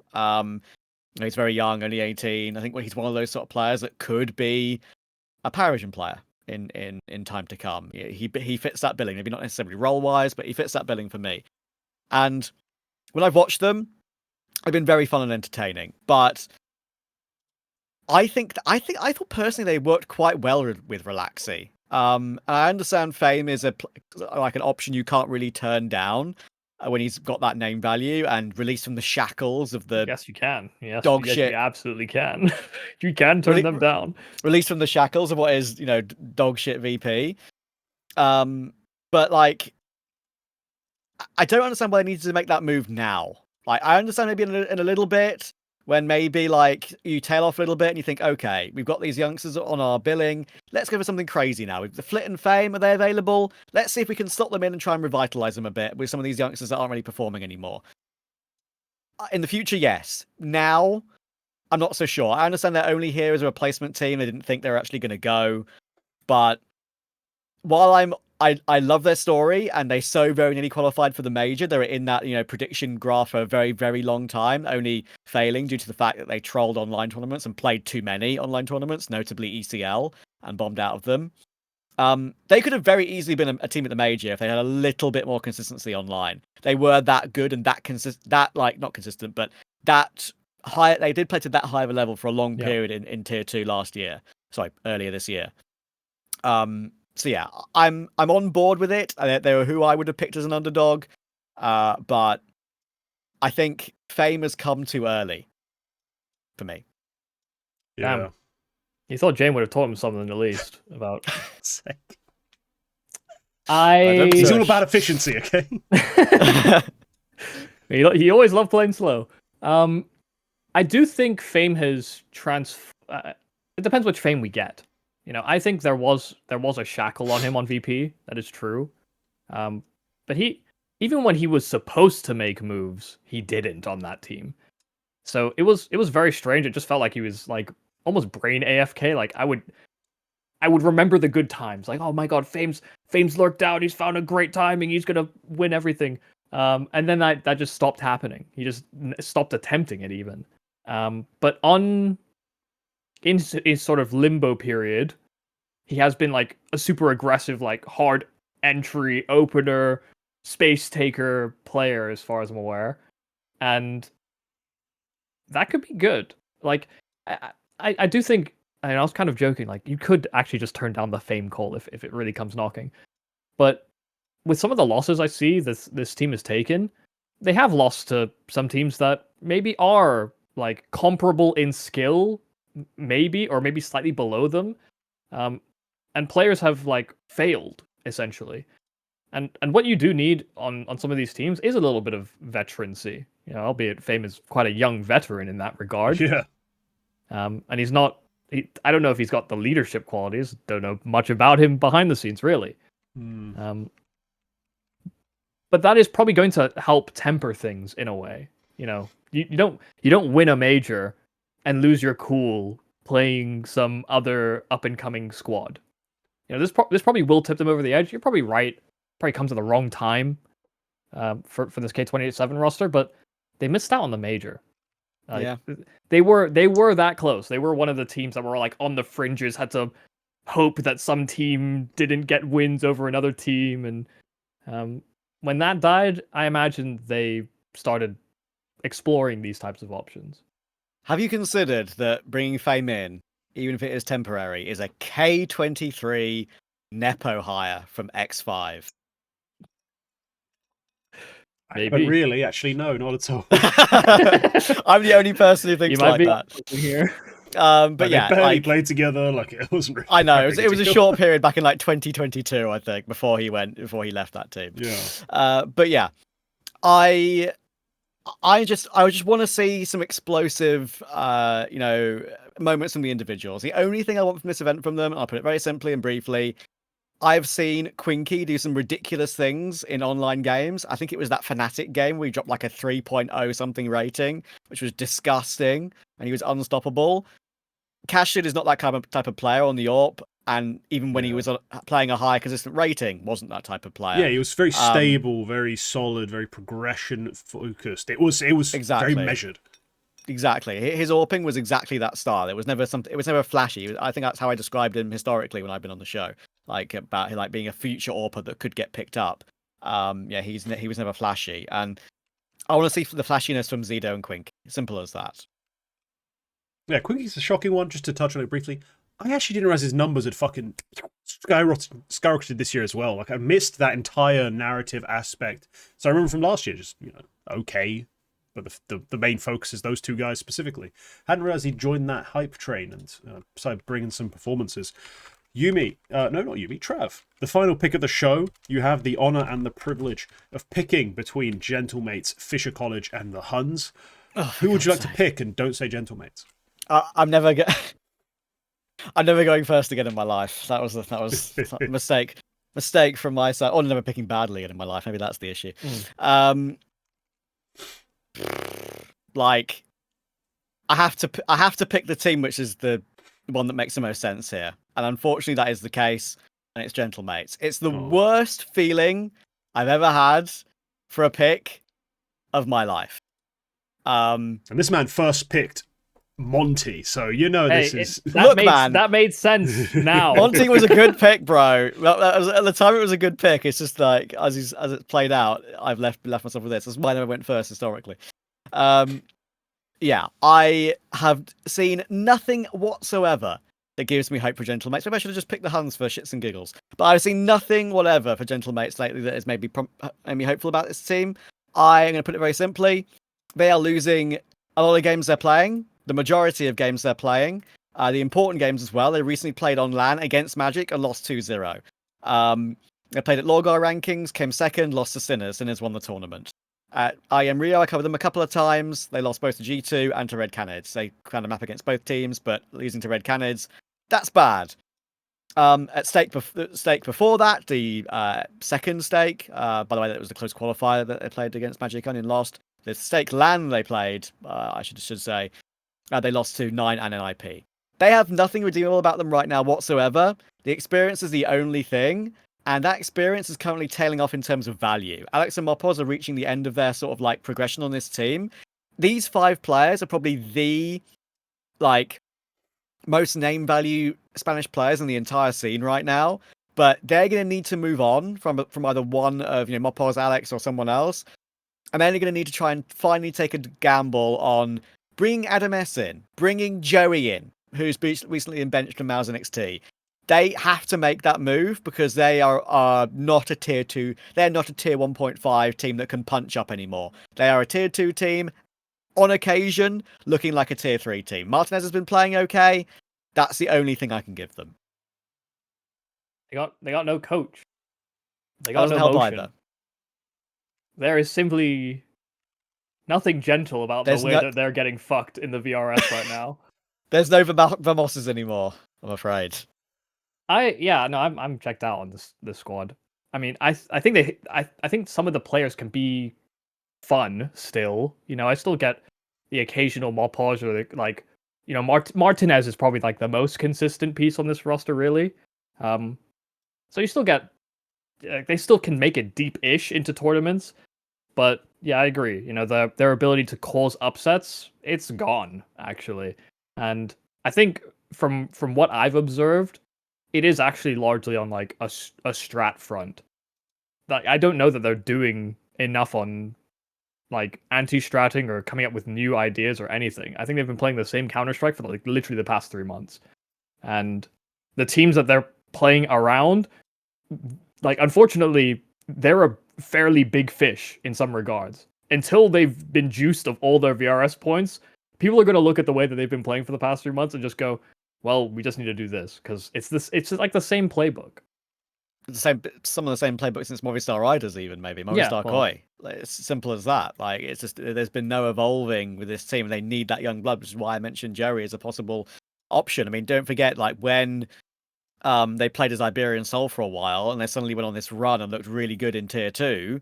That was during a period where Davi G was on the edge of retirement and had spoken publicly about like retiring and not wanting to play CS anymore, and is only stuck with it because the team was actually looking good and he was playing okay as a critical part of the team. As it is now, they I think are coasting and are waiting for changes, and I think especially because they didn't make the major, right? I think because of not making the major, this might be their last event with this 5, and then they're going to try and take a gamble and add like a Adam S. Joey combination or something to try and revitalize things. I loathe the fact I have to pick them, but I can't pick Fisher College, no matter how much of a fun story it is. And I would pick the Huns, but they're even more unpredictable than some of the other famously unpredictable teams at this level. So unfortunately, I've had to go for that, and I've gone for very rogue picks on my appearance this time in this episode. Yeah, very rogue. Incredibly out of left field. Let's see if Alex has one more bullshit run left in him after the catastrophe that was Muteris on BC Game, our little Iberian leaders that, plucky underdogs and make it happen, kind of fallen out of fortune and fame. So, who knows? I still maintain that BC Game thing. That's not Muteris' fault. It's not, but his name's not in the bright lights right now. He's in the doldrums. So hopefully he can return. Hopefully he can climb his way out. Not sure how. Maybe, hey, he learns to soften up his Portuguese, go and play in Brazil. Who knows? Or he might just be making enough on the bench that... True. Actually, yeah, fuck it. Retire, man. You're not fresh. Yeah. Just wait for them to make a movie of Lukey Luke and you can be the shortest Dalton. All right. That's all for this one. Like if you enjoyed, leave a comment telling us your thoughts on any of our picks and our opinions. If you want to talk about MOUs, feel free to do so. I decided we're not going to bother with a segment at the end of the show. So for more content, remember that membership's the best way to support the channel and to pay for my lavish lifestyle of rice and beans for every meal. And yeah, we'll see you next time.